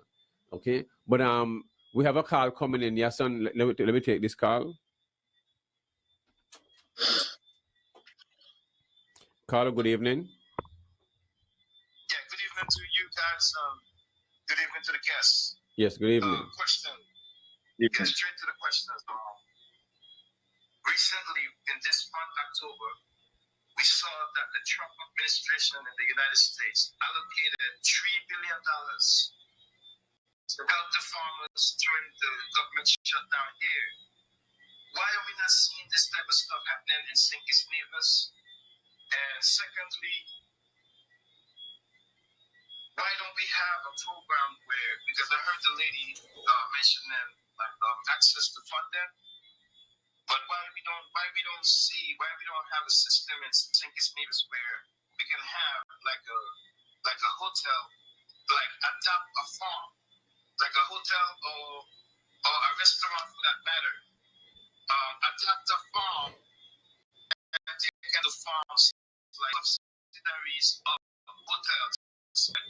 Have them like the secondaries in order to keep them like funded financially along the way. And I'll leave it there, man. Thanks a lot. Thanks for the Appreciate it. Yeah, Banky, you know, as I listen to Kado point out a lot of the challenges that are faced by farmers and why, as a person with capital, you may find that farming may be a huge risk to invest in. Um, that has a lot of credibility, and I find that they use it a lot as well. However, sometimes when I analyze certain things, like for example, when you look at the kinds of monies that are invested in, investors would invest in things like a spaceship going to Mars, or to test out some equipment or some weapon of mass destruction or something. And they would invest in these things knowing that there's a lot of trial and error and they would fail and they would have to do these things. So sometimes, like I said, there may be some credence to those kind of arguments, but Why I is find business, yes, son? Why personally is when it comes business? to, yeah, feeding people is business as well.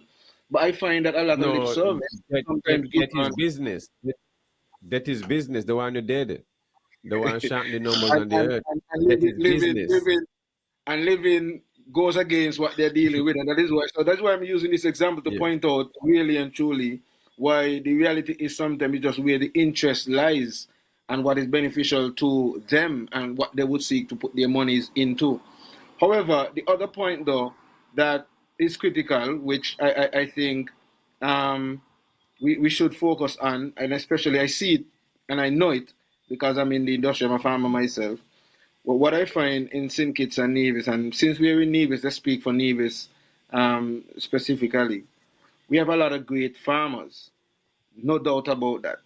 We have a lot of great farmers, excellent farmers.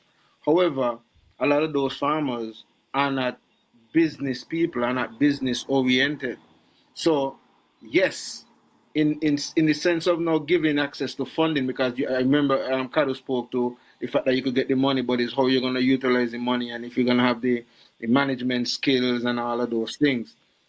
I remember a couple of years back when they had the SIDF and they were giving loans for the SIDF. I remember there was a program where how they lend to the money. They lend to the money, but then yes, you would have had somebody to guide you in the business, somebody to work with you to make sure you do the books and the accounting and all of these things. So this came along with the package. So what I'm saying, this too should be something that could be organized in such a way to assist the farmers that are lacking in these areas. So that, okay, yes, Akeisha wants to do a project. Akeisha present this business plan that she's going to do X, Y, Z, Q, R, whatever.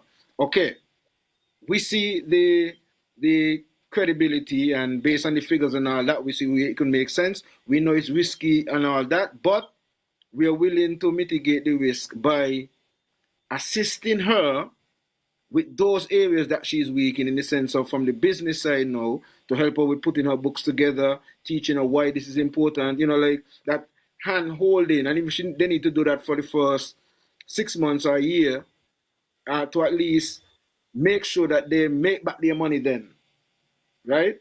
That she does what she needs to do and whatever to make back the money. And then even if they want to leave her on her own after that, like that. But that's the thinking that I have. And I'm thinking that something like that could work. And if they did it for the SIDA for small business people, then a package could also be similarly aligned for the farming community to assist the farmers to be better farmers in that regard. Yeah, but so if we're serious about farming, the agriculture budget will be tripled and quadrupled. That's the question I asked. Yeah, but Banky, even if it is, it should be, because of the fact that one, we are here complaining about a $200 million food import bill, and if we're really serious about really reducing that, we need to put some monies in the budget. You're talking about, like, let's look at Guyana. They claim that Guyana is one of the only places in the world that is able to sustain themselves without having to import. And one of the reasons for that, when you listen to the argument, they invested over 400% in the budget to agriculture. Whatever it was they used to do, they add 400% on top of that to show that they're serious about it. So if we are really serious in these parts here, we can, but it's just that we need the people in the position who have that will. And if they don't have the will, I just see what we're into. You see what we're into, Yason. We're into real estate. We're into selling passport. We're into selling passport because, okay, we're talking agriculture. And up to that, no one speak about when you double up the population, the next 15,000 people, 10,000 people, what are they going to eat? What are they going to eat? We're going to go import more food. Yeah. We import more food in the country, in more supermarket. So now the food import bill now is 200 million. So we're going to turn into now $1 billion. Because you double population. Huh? But remember part of the plan is for them to get the seabed because they want to put in their own port.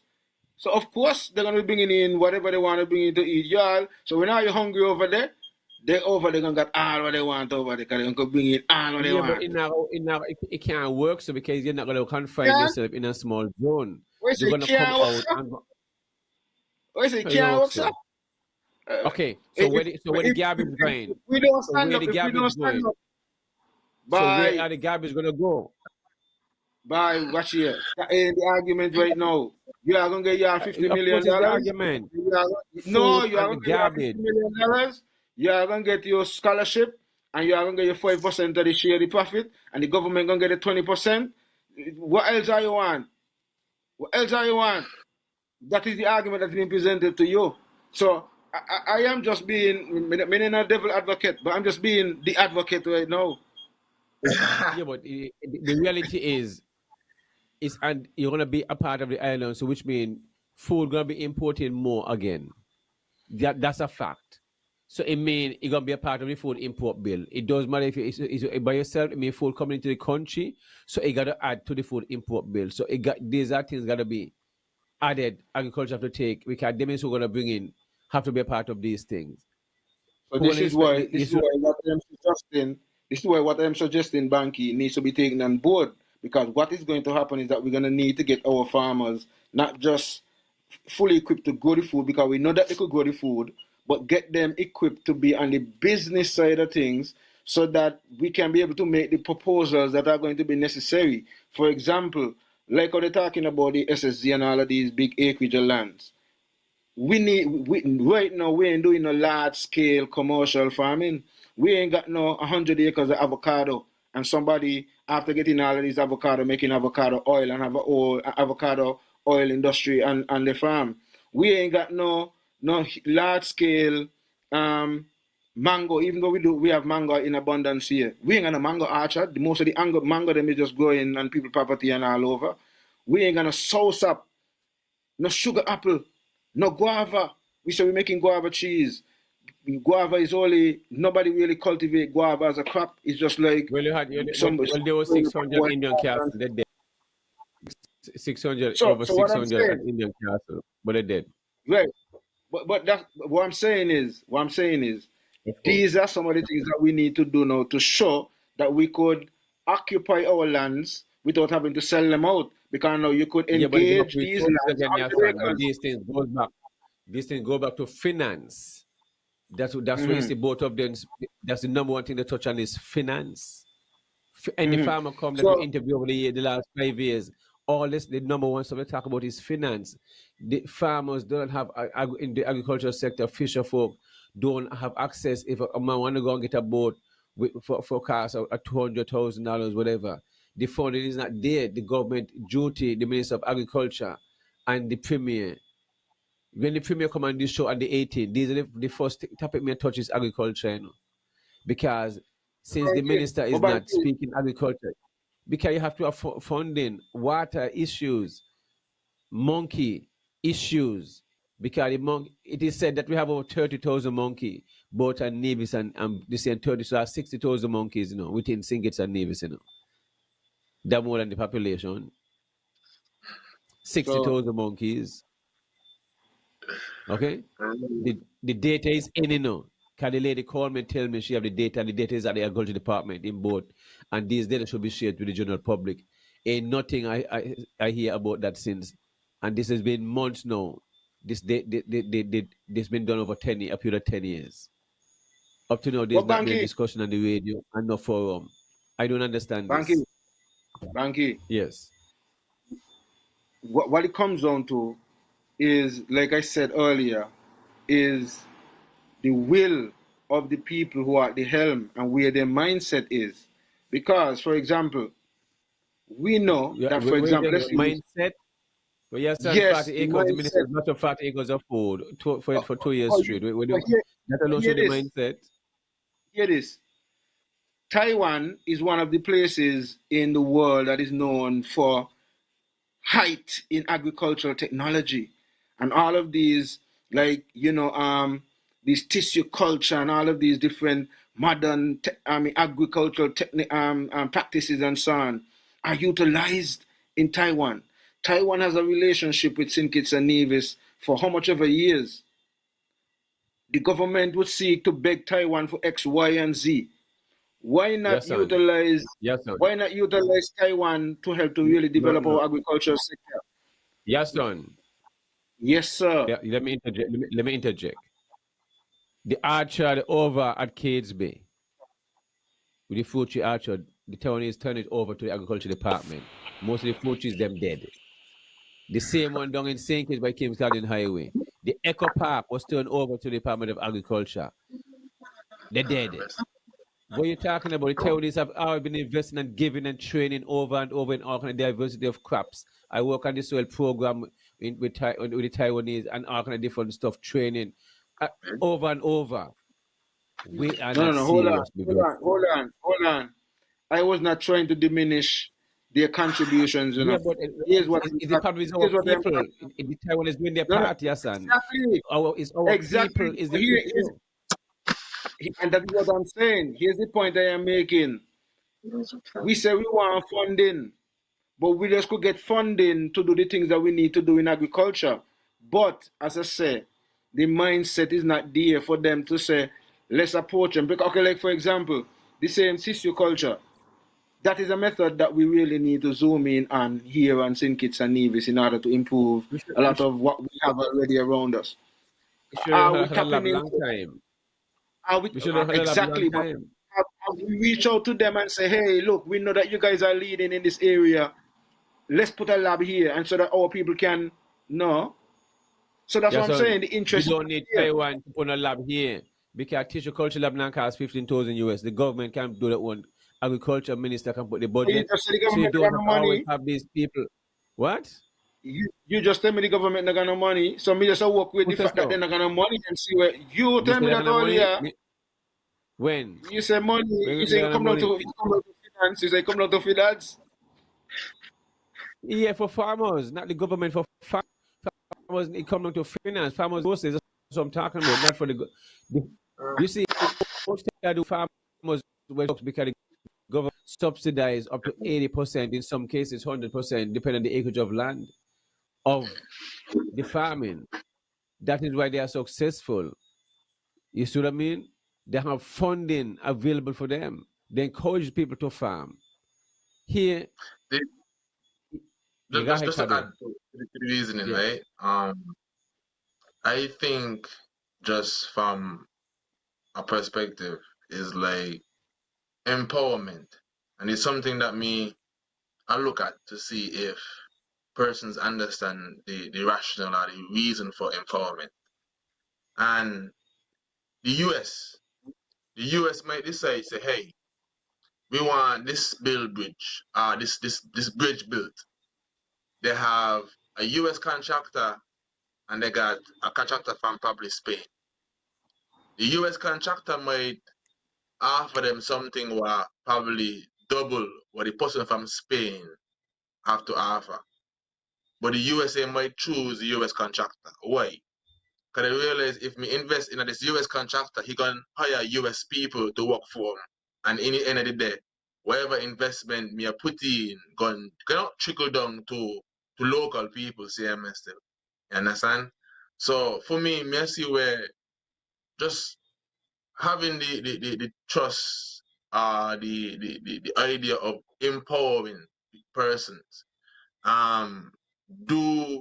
Does the government have issue with managing resources? Is the next question that we would have. Because Of course. It's if obvious you they look can at see it. TDC, uh, Hasford, Ballyman, these people are business. They operate on a profit basis. Because if they're not making a profit, they're not going to be in business. So it's a profit venture for them. For the government, a lot of times they not operate to make Of profit. course. Understand? Yes.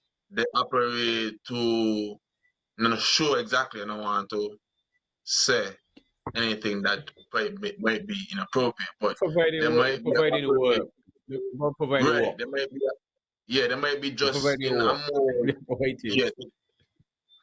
Understand? So you might see the argument might be placed now for certain things to be privatized, let the private sector do whatever.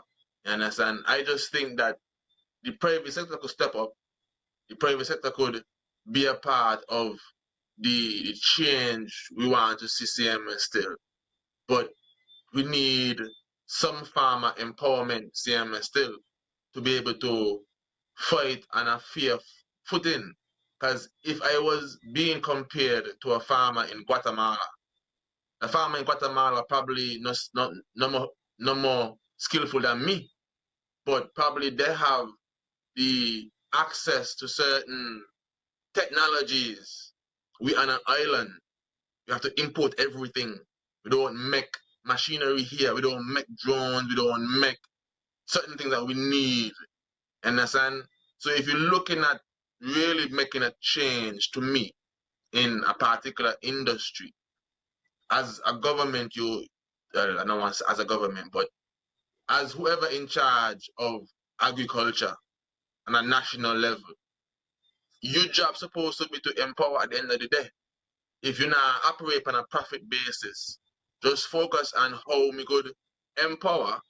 So me going call upon them more. The word you might be look for would have been accountability.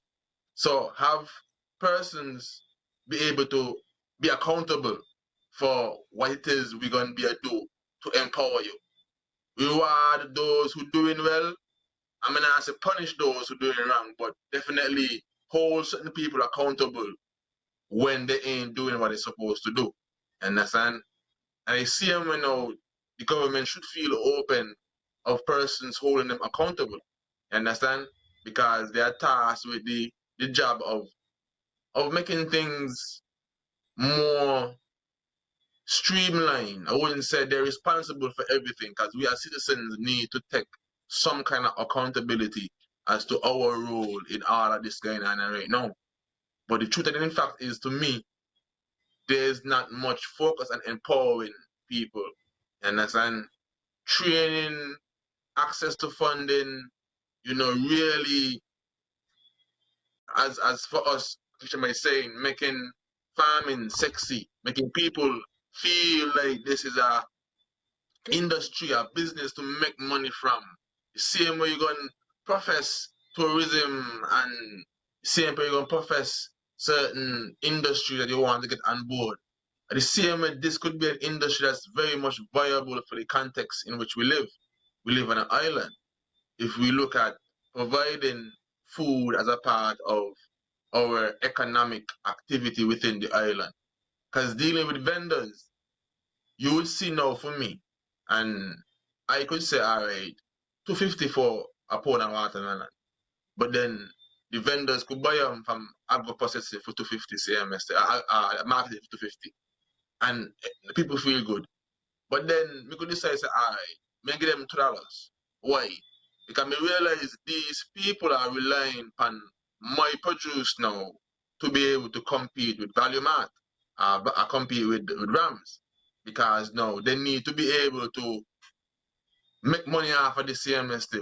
You understand? So me think about the people them that receive this stuff. How are they able to make money from this as well? Understand? To keep this sustainable. Because if they make money and me make money, whenever I make up my produce, it now gonna step on my shelf. Because them I get taken care and me I get taken care of. Understand? It's like a synergy. Understand? So me not to Yes, worry sir. about me going around and driving and selling melons. Me know my job now as a farmer is just to be consistent, and then the vendors them know the job is to sell. So you develop a particular economic relationship where everybody benefit. You understand?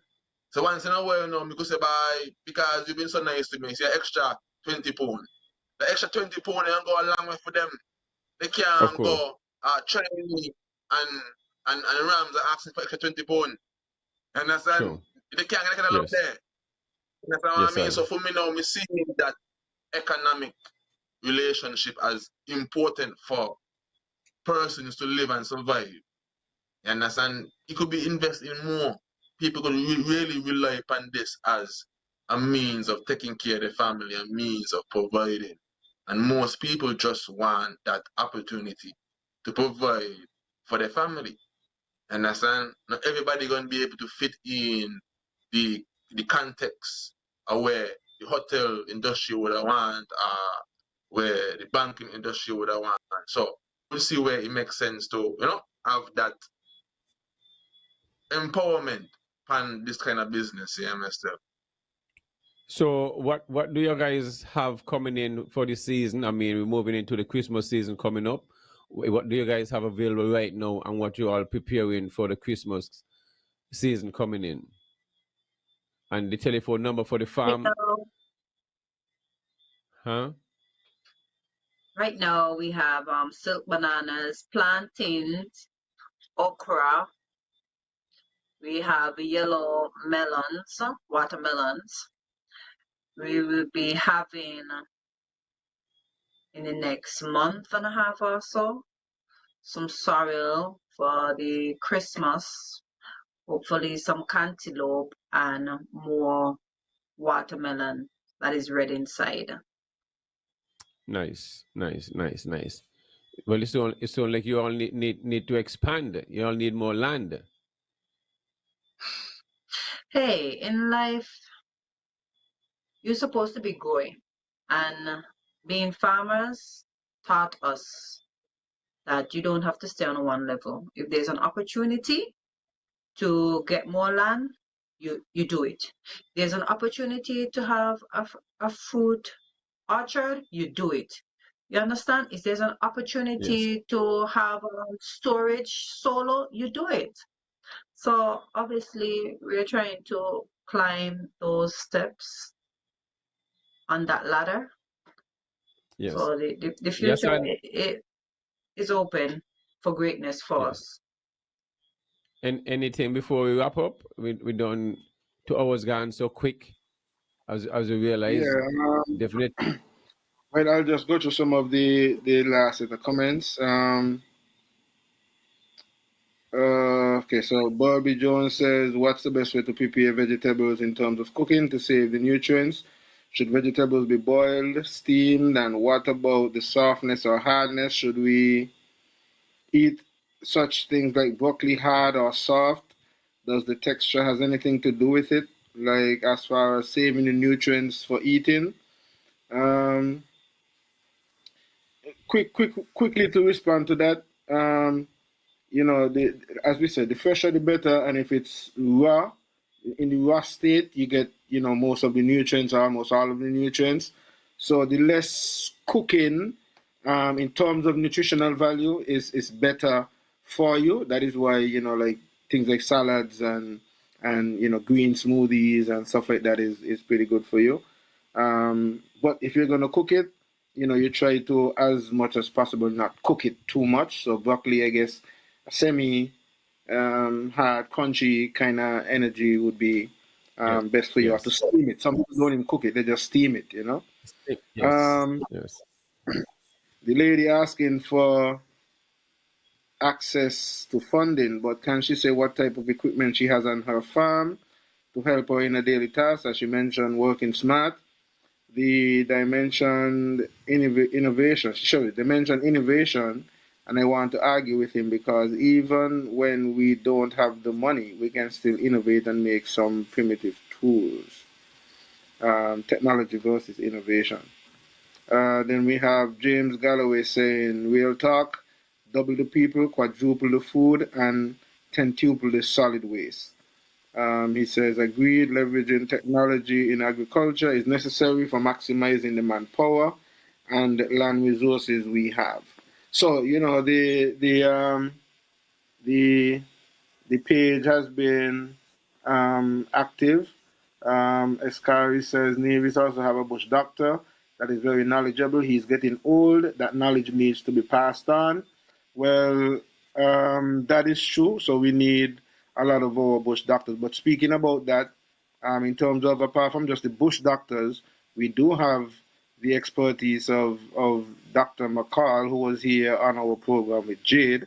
And at this point, they're, you know, seeking to reach out to young people here on St. Kitts and Nevis and get them involved in some of the training programs that's available. So, for those of you who might have that interest in getting involved in, you know, that side of life, herbal way of life, and herbal medicine, and healing yourself through natural means, the course would be available, and so we would definitely be updating you here on this platform and giving you opportunities to do the course and become certified in that field if that is something that you're interested in.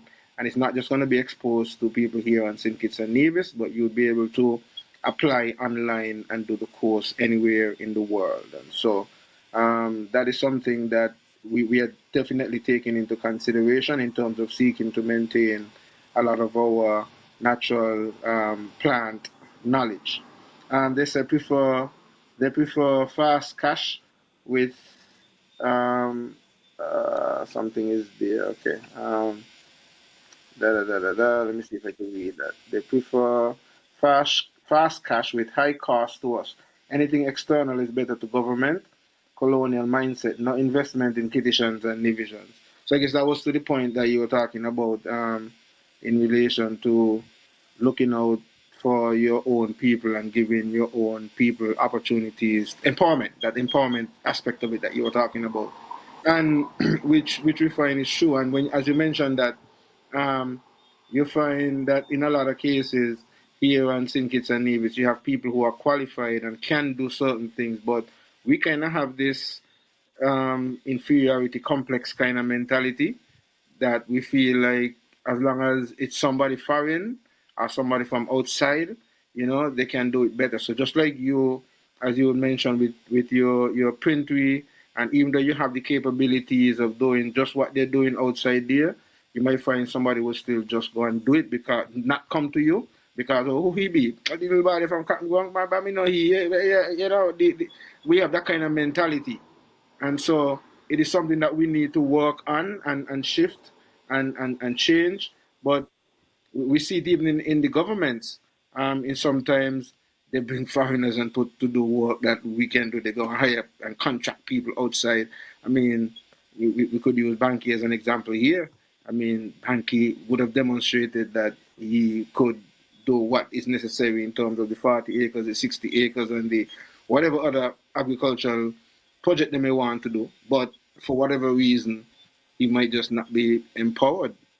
They might look to give somebody as a contract or bring somebody. And that person that they bring might still have to come to Banky to get advice, but they would prefer to give somebody the money than to empower our own. So these are some serious things and some serious points that are being brought up by the customers and the callers and the folks who are writing on the Facebook wall. But as we mentioned, a little bit earlier, Ryan and Akeisha, we have explored the 2 hours already, and so we are going to give you the opportunity to give your closing remarks or statements or ideas, and then we wrap up and plan for another time to have you guys back for another session. Okay. I want to say thank you for having us here, and I want to give a shout out to Helen's daughter, SKN. You guys are doing a good job. I'm encouraging females to join, become a member. The experience, what you're going to be taught is impeccable and it's done with class. I want to give a shout out to the Jade Clinic, all the persons that work there that are trying to treat persons with different illnesses, and to all of the farmers, young and older. Keep pushing and just keep the faith, because there are some times when you, as you say, sometimes you have pests and climate change and the crop don't come. Don't give up. Just try again. And for anybody who is interested in farming, females, please look at it as a trend where you can help to better yourself, get a more glowing skin, and know that at least you're putting nutrients in your body. So, food, what is the saying? Food for thought? That's the saying? Yeah. So Yes. that's food for thought there.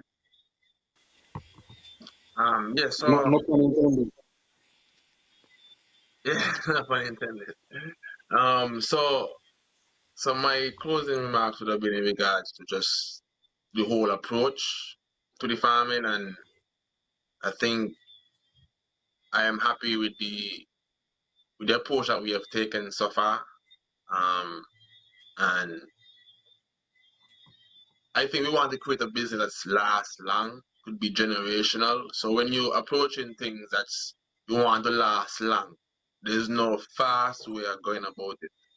There's gonna need to be a process that has to be taken for things to go in a particular way. And even if it doesn't go in the way you plan, you're still supposed to be now equipped to be able to shift or adjust as things go by, So really building this out from something that we want to last long has really been a guiding force for me. Looking at probably my son, my nephew, somebody that could be able to build from what we're creating now. So that has been definitely one of the driving force for us going forward. And we would like to thank all the persons that would have been involved in our journey, man like a Ellis, man like a Danny, Atherton, Banky, we mentioned, and for me, we have a lot more persons that we could mention in regards to just inspirational support, Yes, sir. encouragement. Like it really goes a long way. You mightn't see it. Just having a conversation about a particular issue, and I've numerous times we just drop in pan Banky, and we'll have a long conversation about a particular thing and having an issue with, and Yes, then sir. and next time I'll drop in pan him again, and same thing with Danny, and then Yes. Ellis could have come up and Ellis and say, "Yo, I got issue with this. What do you think about this?" So there's a concept of me who go with like iron sharpen iron. Yeah, man. And we Yes, sir. need to humble ourselves and go around the people them that could help sharpen us. It might not be Yes, what sir. we want to hear at the time, but we really need to we can be all about feelings and get too personal if a man try to correct you. So a foolish man can't take correction. They gonna cuss you. A wise man will take correction and thank you. You understand? So we would like to Yes, sir. thank all those who have shared some form of correction when I was going wrong and could have direct me on a path that could have helped me going forward. So I give thanks for that correction because I would never have been with me there without taking heed to correction, same mistake. So I give thanks.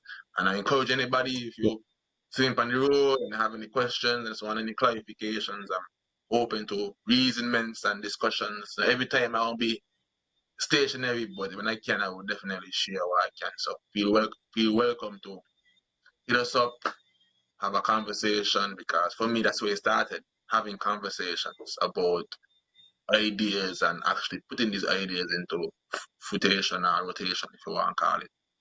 So yeah, bless up. Well, I want to thank you both for taking the invitation for coming on the show and sharing your journey. It was a lot. I mean, you touched different aspects you all been trying through and still doing it and inspiring from starting from a small space where over 2 acres, you want to expand again. So it shows how the approach to work is and agriculture is. You say, well, that's a lot. But when you set in the group and overs the work, you realize it's all about organizing and the approach and time management. So it's not really as difficult as you think it would be if you work in a certain system. Everything is a system, a systematic approach. So I must commend you guys for understand how the system works. And know, as you say, you can give offer knowledge to those who have that interest. Both of you can, because you're qualified now to give that approach, because the experience is there and the work speaks for itself. And ain't money gonna survive. This is not for everybody, because you genuinely have to have the love. So it's not for everybody. Some might want to come in to hustle it, but it not gonna last. 3 years, 4 years, 5 years, 10 years on the road, they're gonna drop out. 20 years down the road, you're supposed to Yeah. still in it. And I look back and you see what I mean?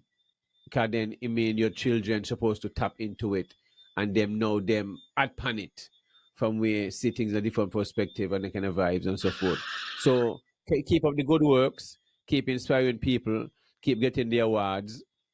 You understand? Keep expanding and just don't stop. You know what I'm saying? Because you all are still you all are very young and you all have the whole world ahead of you all. You are going, I mean, you guys gonna be living here and still going to other places. And that's how it's supposed to be, moving around the region and helping other young people. This is okay, it's a small village, So these are things I want to see happen. But before I turn off to Yasso, let me say next week Tuesday, our next guest will be Janice Daniel Hodge of the NRP, the NRP leader, political leader, and then on the Friday this will be the topics, the Tuesday Janice Hodge, and then on the Friday we'll have the PS of Agriculture, Mr. Miguel Fleming, and also starting the 5th of next month, which will be on a Wednesday, we have a new show with Dr. Charles McWilliams, which is Jade Health Wellness. That will be a traditional and indigenous medicine, bush medicine, West Indian medicine will be the first topic. Every Wednesday we'll have a different topic, but this way on the 5th, the first topic will be West Indian medicine, and this will also lead into the classes that they have online with the Panam University and stuff like that. You'll get a chance to sign up for a bachelor and then move into a master's if you want. And also, this is all about in the future if you want to sell his franchise. If you want to have, if you're in Dominique and you want to have a Jade Wellness franchise, you're taking all these courses, you'll be able to buy into a franchise just like Kentucky or Burger King and all the different stuff, and have the equipment, come with the equipment and all. He will speak on how all these different things will work, and we're starting June 5th. So definitely spread the word. Look. I mean, this was something that had never been done, where you have a doctor into natural medicine having his show now. We're going to be educating the public, and they will get a chance if they want to. All those who would want it to be a chance to learn this, the art and the knowledge of natural medicine and stuff like that. They will have a chance to take the different courses and stuff like that, so they can be within that field and stuff. So it's a beautiful thing. Looking forward in being a part of hosting that show. The show will be a 1 hour show. The first half an hour is about discussing the topic, and then the second half, next half an hour, for about questions and answers and stuff like that. And then on the 18th of November, we'll have the premiere back again for next discussion, reasonment, as usual, and on what's going on in the country. So we have a lot going on and stuff like that. So definitely thanks again for you guys coming on the show. Yes, son? Yeah, man, I like you want to join in giving thanks and praises to, Akeisha and Kado for being here and, sharing the experiences and for empowering young people. I always say that agriculture is one of those areas where, there's not an age limit. It's not like you have to be 16 to get into the workforce. You could start in an agricultural business from as early as possible. And so, like Kado was talking about, that generational wealth and passing on to whether it's his son or nephew and so on, we can get them involved in the business or the industry from pretty early. And that's one of the things that I always say about agriculture. The other thing, as you mentioned, that we started with a conversation, and you learned a lot from having conversations with people and having to, go to other people to learn from. That's one of the things with agriculture. Most farmers are always willing to share, and as long as you have an open mind, you will learn different techniques and so on. And so the market for feeding people is so huge that it doesn't make any sense to try to hold back anything, because if you're farming tomatoes and I am farming tomatoes and Banky is farming tomatoes, it doesn't matter how much tomatoes we farm, it would just be like a drop in the bucket to the demand, the global demand for tomato. So our problem would be to find a way to either create a value-added product from the tomato and or market it in a way. So in a sense to say, by me gonna hold back from telling Banky this technique or hold back from telling Akeisha this technique, because at the end of the day, even if I have the market, I might not be able to grow as much as I want, or the timing in terms of meeting the demands, I might still have to come and buy some from Akeisha or get Banky to sell me some to meet my quota to get it, you know what I mean? So there's no need for us to see it as a competition.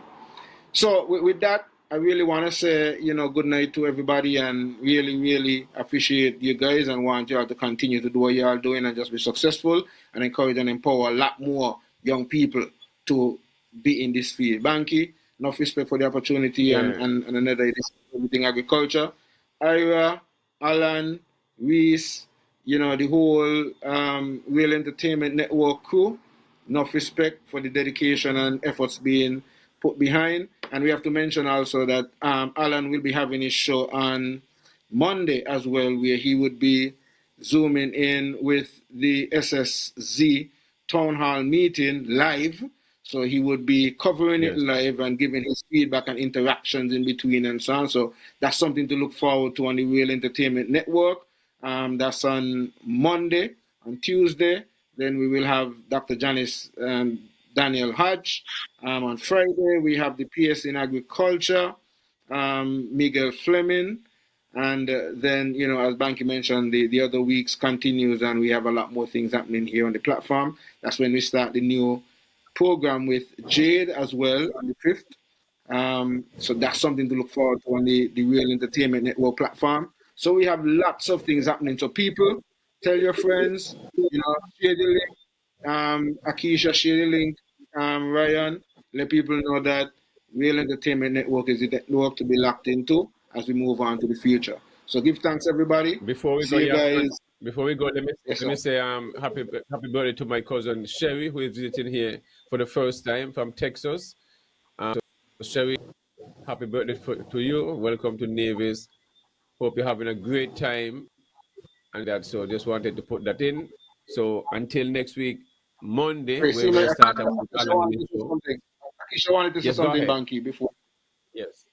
Just in case anyone wants to know, the name of our farm is Lion Pride Farm. And the contact number, if you would like deliveries, 668-1926 or 763-3137. All Beautiful. right. All right. Yes. And that's a wrap. See you guys next week. All right. Culture. Hey, this man Easy, inviting you to tune in. It's all about everything agriculture with the man Banky and Company alongside Yason Tafari. It's your weekly educational show. And tune in. It's inspirational, educational, and you won't want to miss it. It's everything agriculture. Hey, this man Easy, inviting you to tune in. It's all about everything agriculture with the man Banky and Company alongside Yason Tafari. It's your weekly educational show. And tune in. It's inspirational, educational, and you won't want to miss it.